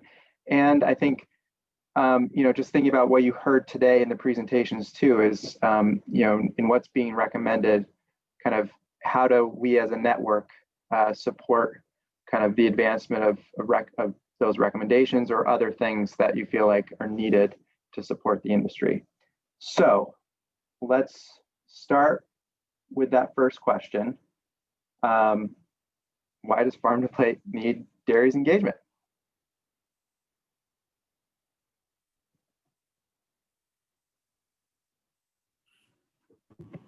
Well, Jake, I'll start with a little bit of, maybe why it hasn't happened as much, and we can think about why I know we need it, but dairy there's been this idea that like, oh, it just is what it is. We don't have control of it. It's something that kind of happens to our state or to our farms. And so what could Farm to Plate really do to affect it in some sense? We all know that there is plenty that needs to be done. And then the dairy industry itself also, because it's a kind of well-developed industry, feels like it has its own way of doing things. It has its own sort of commodity groups or conferences or infrastructure. But I know we need to pull them in, and I'm part of it, but in part because these are farmers that have, the land and the assets. These are farmers that could do all the great things that we feel like future markets are going to want from Vermont. And then the other thing is, I'm still a big believer in the fact that dairy is a high value type of production. So like, we're not always capturing that value, or but if you just think about our landscape in a grass-based Vermont, what else can you do that sort of adds more value to the soil and the grass and through animals and making dairy products? I just feel like there's a nut there to crack. So I don't, we don't want to give up on dairy as this thing that we don't have control over. I think we have there are ways we can take control over pieces of it. And I don't know, I have a lot of ideas about that. It's a great, I think you framed it up really well. And I'd love to also hear ideas, because I think that there is that tension of, how do you affect a commodity industry? It sort of seems like this thing, as you were saying, is like it has its own sort of determined path that's set before us. And so, how do you actually influence that and take, take control, as you're suggesting, John? So I think that's definitely a part of, the central question here is what kind of control can we take, and what kind of influence can we have on the industry? Jake? Yeah. Just speaking from the question, why does Farm to Plate need dairy? The other side of that, I would say without it, I was trying to think of the analogy. Let's say, but it's like running a circus without animals, or running. I mean, it's 80%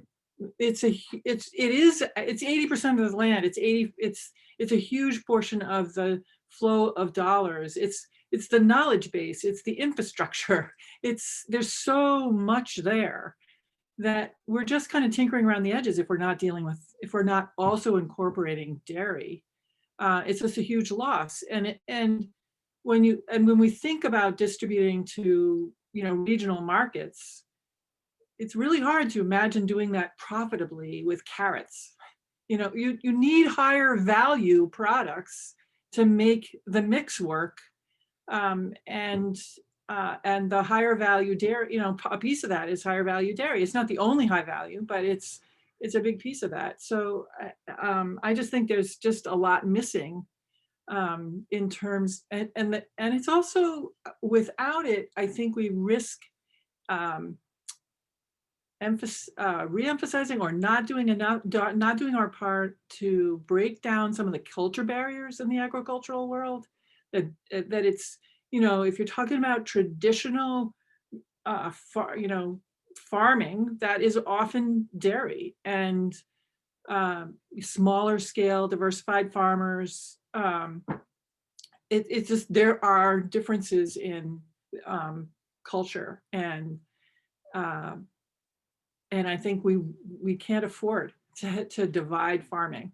And we end up using language like good farming and bad farming, or, that in a moral sense. And I think we need to be together so that we remind ourselves that, we're all in this together, and that there isn't, and anyway, I think it's partly because it's just a big piece of the fabric of the agricultural economy and landscape, but it's also, I think, you really need to work together in agriculture. And it's hard enough to have agricultural have a large voice, and when it's divided, it's even worse. Yeah, that's a lot of heads nodding. Other perspectives on this question, and because I'll put a hold on John sharing his ideas and others sharing their ideas, but I do want to kind of establish, kind of get our input on this question and make sure everyone had a chance. Yeah, Stephanie, I see you unmuted. Hi. Thanks for everybody's comments, because I would just have to reiterate them.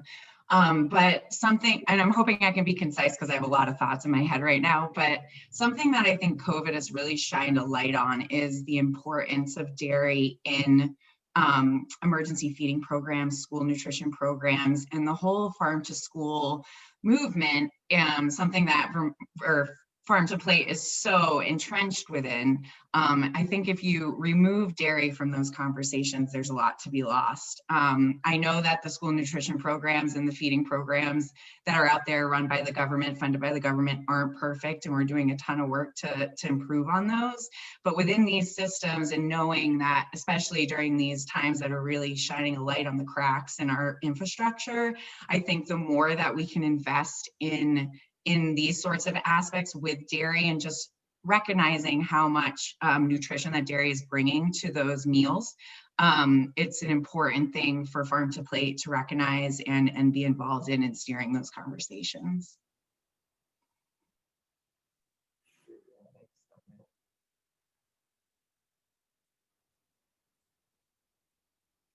Other folks who want to chime in on this? Cheryl? Yeah, I guess what everybody said, dairy is the largest user of resources and funding, the largest generator, all of these things. And I think leaving it out of the equation, everything Gay said, is like we're missing the whole thing if we are not actually moving our biggest moving towards conversation and inclusion with our biggest systems. And my mind goes to how, and also why are larger scale, Vermont large scale commodity farmers not at the table? What are the discussions they're not a part of? And when we think about systems, think about the thing I've learned from wise teachers, that the innovation comes in from the margins. And when we have such a bifurcated system where there are large bad farmers, small good farmers, and they don't want to talk to each other, but neither do they want to be in opposition and be unfair to each other. And I think both are true in our current calculus. So what does the large scale need to learn from the small scale? What does the small scale need to learn from the large scale? And how do we get into the same conversation, which is the real, I think the real conversation is, how can all people be fed? How can our land be cared for? And how can farmers live dignified existences, with adequate resources coming in there that are not causing externalities for society to have to clean up afterwards? That's the real conversation. If we don't have dairy in it, we're only having the start of a conversation.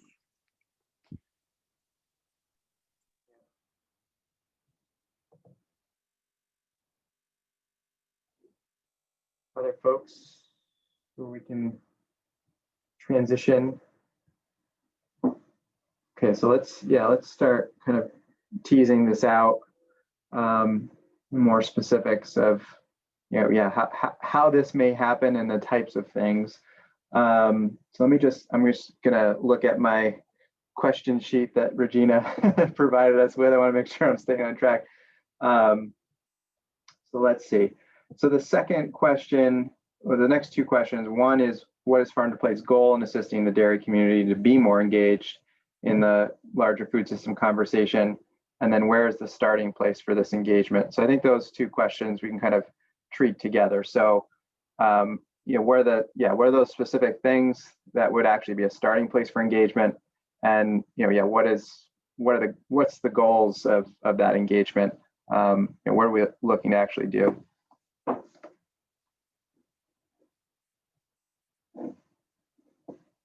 And John, this might be a place where people are wanting to hear your ideas.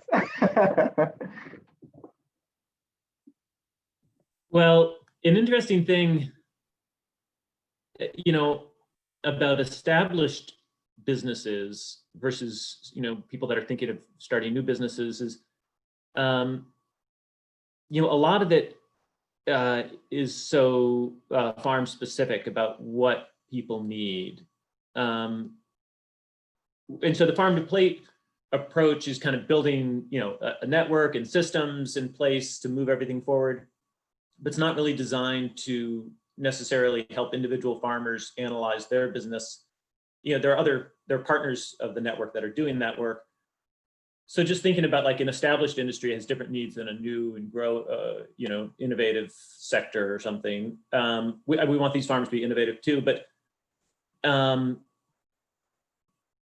so maybe these individual dairies, there's less they need from the entire network. But really what I see about working with our dairy farms is really they need one-on-one assistance to help them figure out what are their typical sort of SWOT analysis type things, but really saying what is their advantage here, what's going to help them be successful, and or determine if they're on the right path or not. I just feel like there's a lot of opportunity, but the farms are so unique, they need that kind of one-on-one guidance to analyze various parts of their business and make certain decisions. Because I feel like for a lot of them, there is a path forward if they make certain decisions the right way. So I'm trying to link that back to the network and see where can we build collaboration to provide that kind of service. And I'll give one little example maybe. A dairy being a complex, unique thing with a lot of assets, it's set up to do one specific thing. And once those cows leave and that infrastructure stops being used, it's very hard to restart it. So there's this focus on if we can keep existing dairies going, whether it's transition to another generation or a new type of production, but if we can help them before they disappear, that's your chance. And I feel like, so part of that is sort of this matchmaking thing. There are things like, Land Blank and other efforts, but I feel like we need a more focused and specific effort to go to almost, all of the dairies and say, what's your plan? What do you need?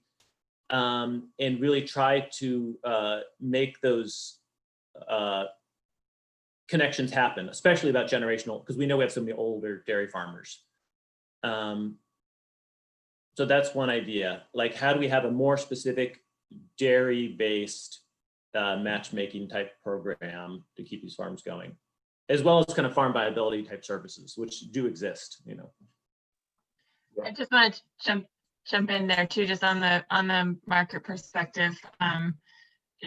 Just to reiterate, I totally agree, John. I feel like there have been the two that come to mind most recently, of like from Kimball to Thomas, of just where it kind of, those closures kind of took everyone kind of by surprise.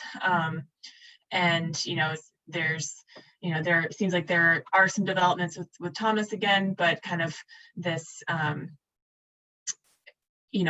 it becomes kind of too little too late once the flag is raised.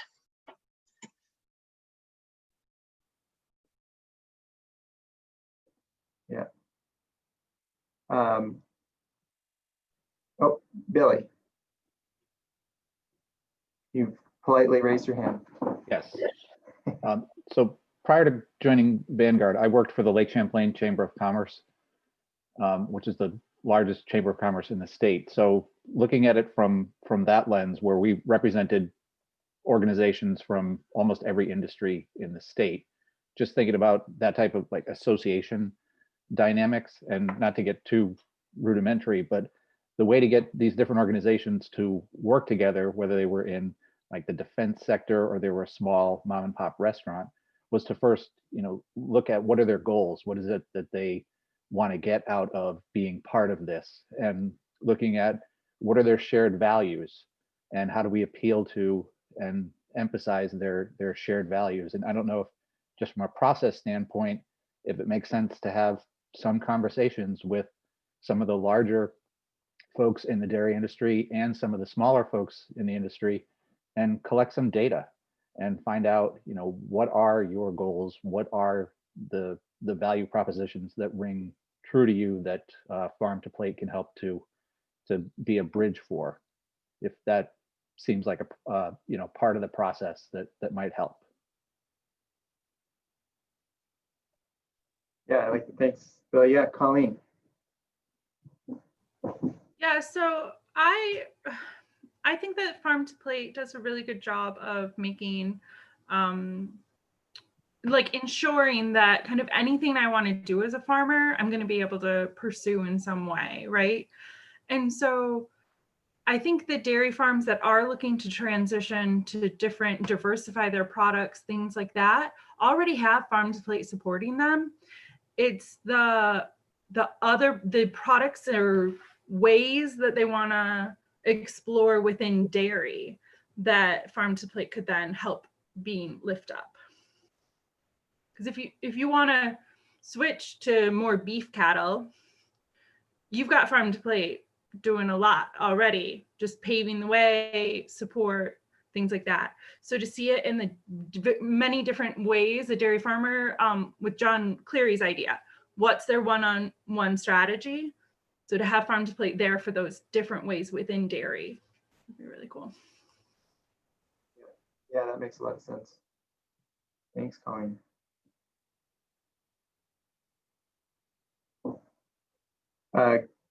Gay, did you unmute? Yeah, okay. Well, this probably doesn't belong here, but I have a question that John's comments sparked in me, and it probably belonged in the earlier session, but as we talk about transitioning dairy, in the work that I've been doing with the Community Foundation, thinking about where there are opportunities and challenges, one of the things that we heard from the business consultants, the business coaches who are working with farms, is that often for new farms, more often than not, the soil fertility is more compromised than they had expected, and it's really compromising their success, the profitability of the farm. It has a long tail in terms of impacting the viability of the new farm, and I saw that when my husband was a grass-fed beef farmer, and I'm wondering if there isn't a piece to this where to help farmers who are transitioning out of dairy to intervene quickly so that they don't feel the financial pressure to extract the fertility by allowing someone to continuing to hay the fields without when they have they don't have animals anymore to replenish the fertility. So it hasn't been something that we've mentioned, but I think it's part of this land link.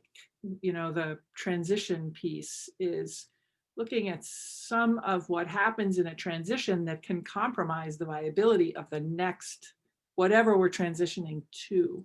And maybe there are other factors that get involved also. But is there an earlier intervention that could help with some of, avoid some of that?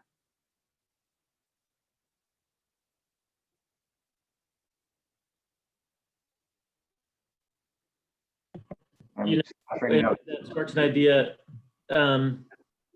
with Organic Valley, we have a lot of Amish and Mennonite farmers who tend to have a lot of children, and a lot of, there's always the idea that someone's going to take over the farm. There seems to be willing members of the family that want to keep it going. And so a lot of them have found the successful strategy is to do that transition much earlier than you think. There's this idea that you get, I've heard Mennonite farmers say this, you get 25 harvests. That's your deal, right? You took over from your father when you were 30. When you're 55, you've sort of gotten your years in, and you need to step back and let the next generation come in, because if you hold on too long, then these are people now, they're building families, they've got to go their own directions. You didn't give them room to take over your farm. And so why is that not happening with our dairy farmers here? We have, by the time that you are 70, 75 years old, and you can't keep it going yourself, and you have some hired help, and the soil, things are starting to fall down because you haven't been able to maintain that infrastructure because you didn't know if someone's going to take it over next. So that's kind of a cultural thing about, families and prioritizing farming as an occupation. But I don't know if there's some lesson there about encouraging farmers to make transitions sooner, which gets to Gay's point about not sort of extracting everything before you fall apart, or before the business sort of disappears.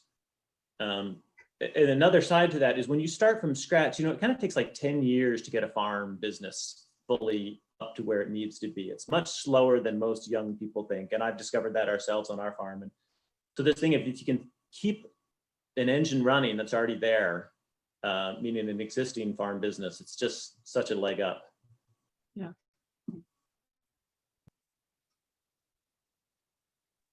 Thanks. That's really interesting, John. And that's sort of that question of, how do you create that a culture of succession when it's not held together by, a cultural identity that you may already be a part of. It's an interesting kind of notion. So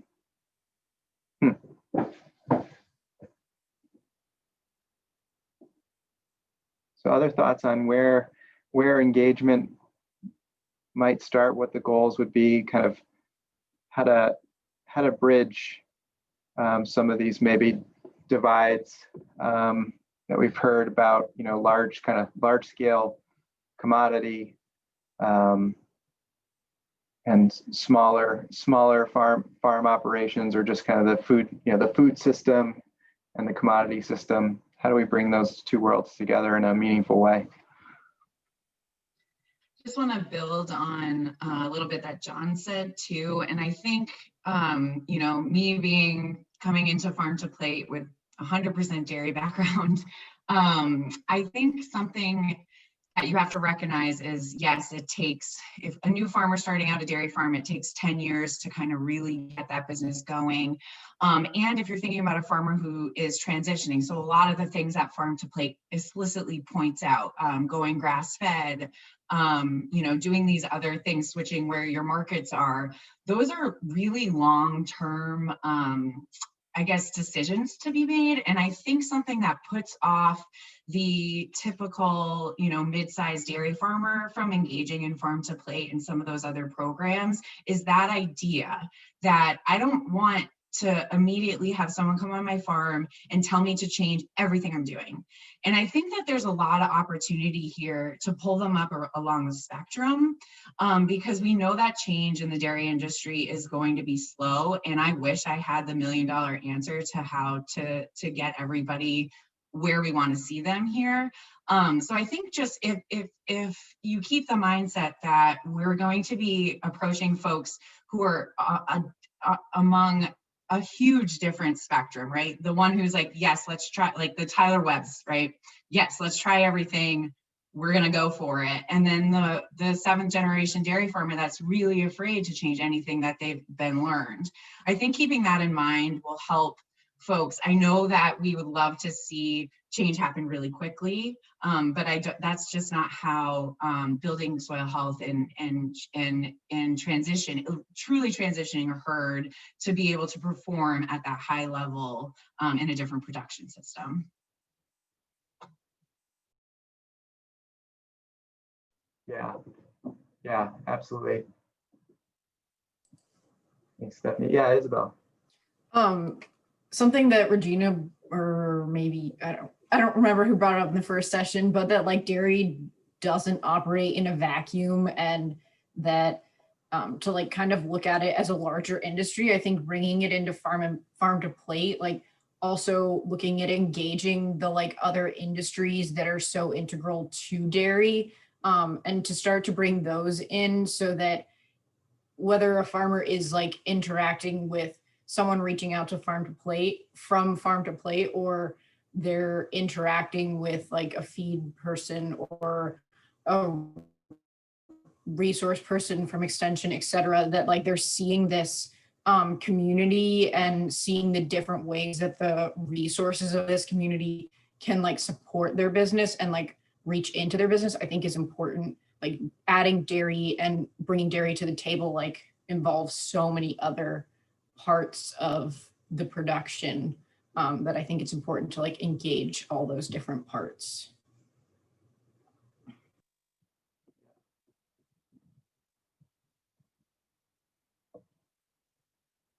Okay, I think we're at time, and we should probably be heading back. I just want to make sure we address our main questions here.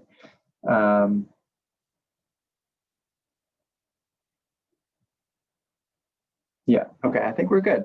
And I'm sure there's a lot of, there's much more to obviously tease out here, but these are some really good starting points. So I think the way that this will work is that you just have to say, there should be a leave room button. And that should bring us back to the main group. All right, so let's see how this goes.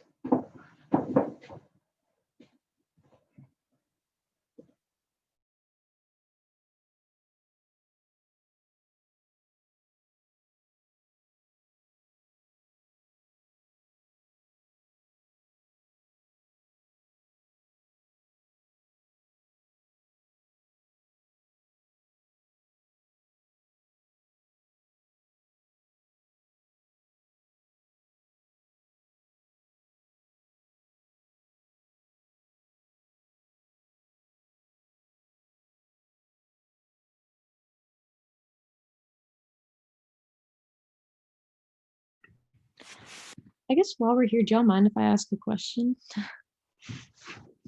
Yeah.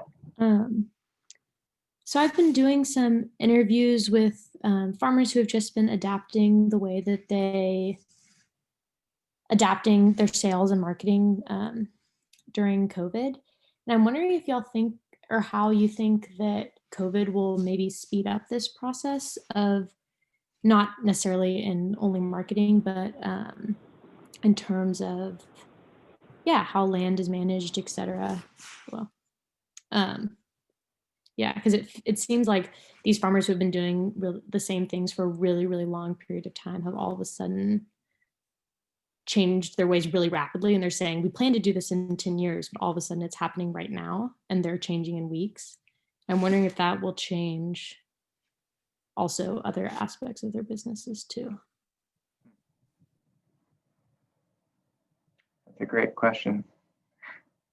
I don't know if anyone wants to, Cheryl. I think that's such a great question. We at the Center for Sustainable Ag and other colleagues from UVM Extension and the College of Ag and Life Sciences are actually doing a, behind the scenes here, I'm working on the survey. We're doing a resiliency of the farm and food systems research project right now that we'll have this little piece done by June 30th, but I just think it's a super good question. And that's one I'm going to keep in mind when we put the report together that says, and more research is needed. What are we going to correlate it with? What else is going to have to happen? I think consumer interest in particular practices when the direct marketing has seen such a resurgence is going to be just really interesting to see when we know our farmers and we know what they're doing, what's going to change. Yeah, thanks, Cheryl. And if anyone wants to test our survey, send me a note.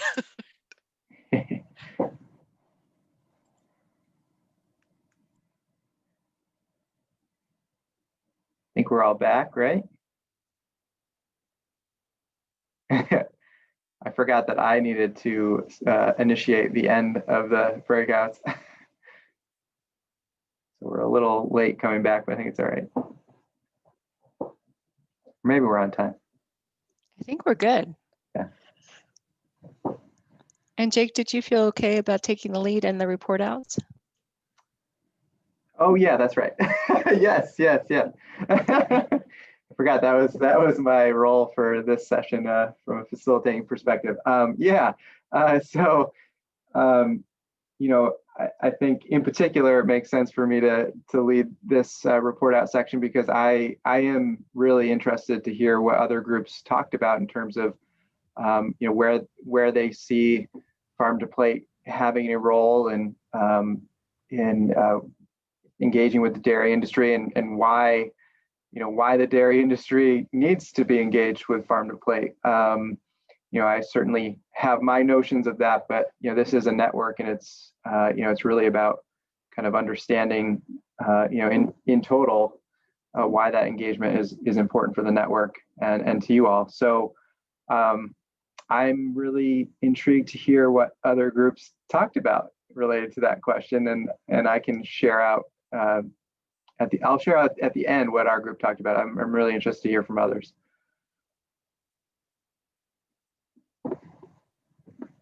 Well, I can go for group 3. Yeah. We started with the question of why farm to plate needs dairy's engagement. Some of the points that came up are that the Vermont legislature feels that dairy is an important part of agriculture here. So without a really visible presence of dairy within farm to plate, we think that it could be taken less seriously if dairy is not included. We feel like dairy faces some misunderstanding from the public that needs a better understanding of the reality of dairy.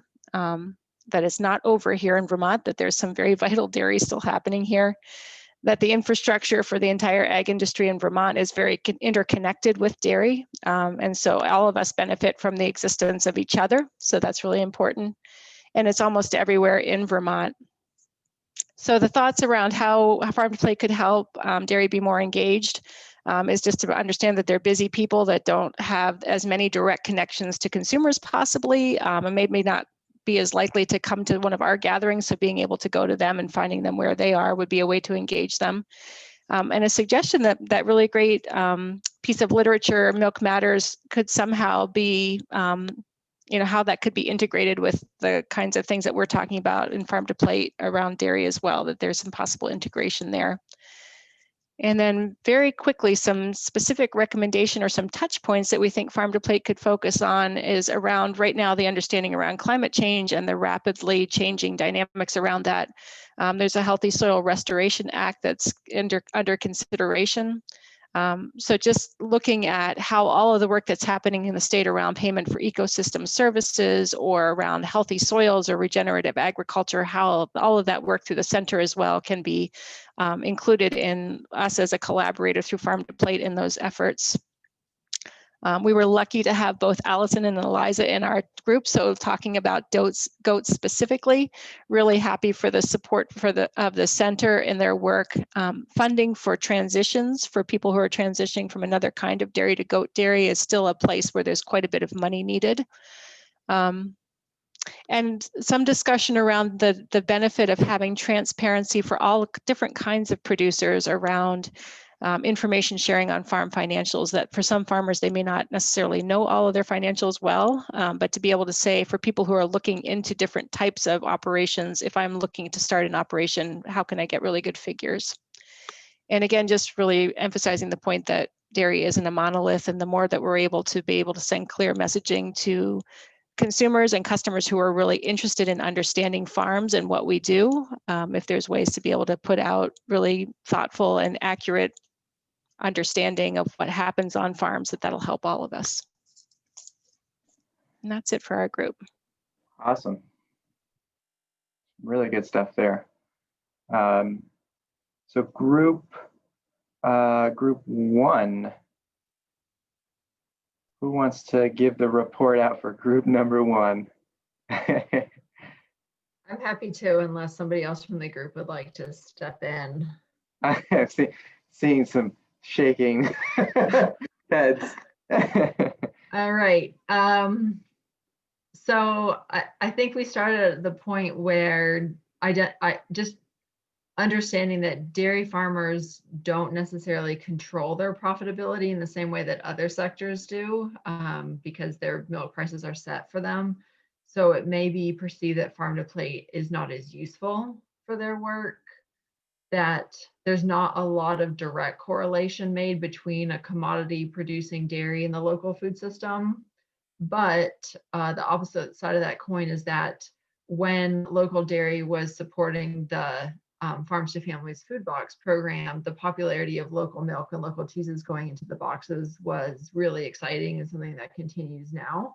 And so really developing that relationship for the farmers to understand just the sentiments of consumers, that having a lot of, if the dairy sector is going to grow, it's most likely going to be in smaller farms, and the more farms there are, the better the community functions. And engaging farmers to think then about the strength of the farm sector, what it brings to the state, and how to make it, how to be proactive to make it more diversified and resilient as we go into the future, and uncertainty about climate change and new landowners coming into the state. So really having them at the table so that we're not talking about them, but talking with them to develop a comprehensive plan. One of the clear themes that emerged was that the fundamental idea of farm to plate is networking and the development of those relationships. And the network loses opportunity and ability to collaborate and speak as a whole when an entire sector is not engaged. And so that wasn't necessarily an answer to the how to get dairy to the table, but just recognizing and acknowledging that if farm to plate network is a network, then we need to make sure we're representing everybody that is part of that web. And then we talked a lot about ways to increase engagement, and we focused a lot on the co-ops. So maybe it's not individual dairy farmers, but the people that are representing them, either through the co-op boards or co-op staff members, to be more deeply engaged, or it could be people that work with the dairy sector, like TA provider or sector services, because they have a lot of on-the-ground information as well. Asking co-ops to be more transparent about future planning and information sharing, so that there's not a rumor mill going around about what the co-op's planning to do. That farm to plate could be better communication conveners for the sector to learn from each other. Featuring dairy and farm to plate works, so giving attention to get attention back. And then we dug in for a couple minutes about offering professional development or board trainings to co-op members, because the boards are making really big decisions that they may or may not have the training or capacity to really deeply understand.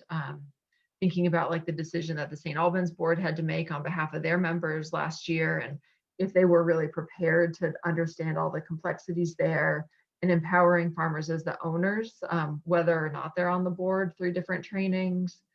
And then an interesting idea that came up was if there was a visual way to show how dairy fits in and intersects with farm to plate work, that might be a way to engage the sector a little bit more, because they don't necessarily have time to sit down and read, but they can look at a visual and then understand their place in the conversation. Wow, that's a great list. Really good stuff there. Thank you. And then, so group 2, which I was in. So we started off by talking about, we have why does farm to plate need dairy's engagement? And, just some of the conversation was about just in terms of why maybe that engagement hasn't been there. This belief that, dairy kind of is what it is, it just happens and we can't affect it. And also that it's this very well-developed industry with its own, infrastructure, not just physical, but also, all the other elements of the industry and its support systems. But that, of course, we need it. It's a tremendous asset. It's aligned with our goals. It's a very high value type of production on many different fronts, and you know, that's not going to go away. That, you know, it feels like we're tinkering around the edges without dairy, and that, you know, also there's just with a lot of conversations around regional market development, you know, you really do need that high value dairy products to kind of help increase access to those markets. And that, you know, also I think without working on it, we're missing this opportunity to also break down some cultural barriers. And yeah, that we're not, you know, kind of that point about being a network, we're really not a representative network without dairy's involvement. And also I think there were some similar points around just where dairy is really relevant to a lot of initiatives happening in the food system that we may take for granted, you know, farm to school, nutrition initiatives. There's a lot that dairy has to add to that, and maybe we're not emphasizing those opportunities quite as much as we could be. And then as we talked about kind of, you know, where the engagement can begin or what those opportunities are, there was some conversation about, you know, established industries are at a different place, and the businesses in that industry have very particular and specific needs. So sometimes those needs don't necessarily fit with kind of some of the approaches we've taken in Farm to Plate about kind of trying to support nascent industries.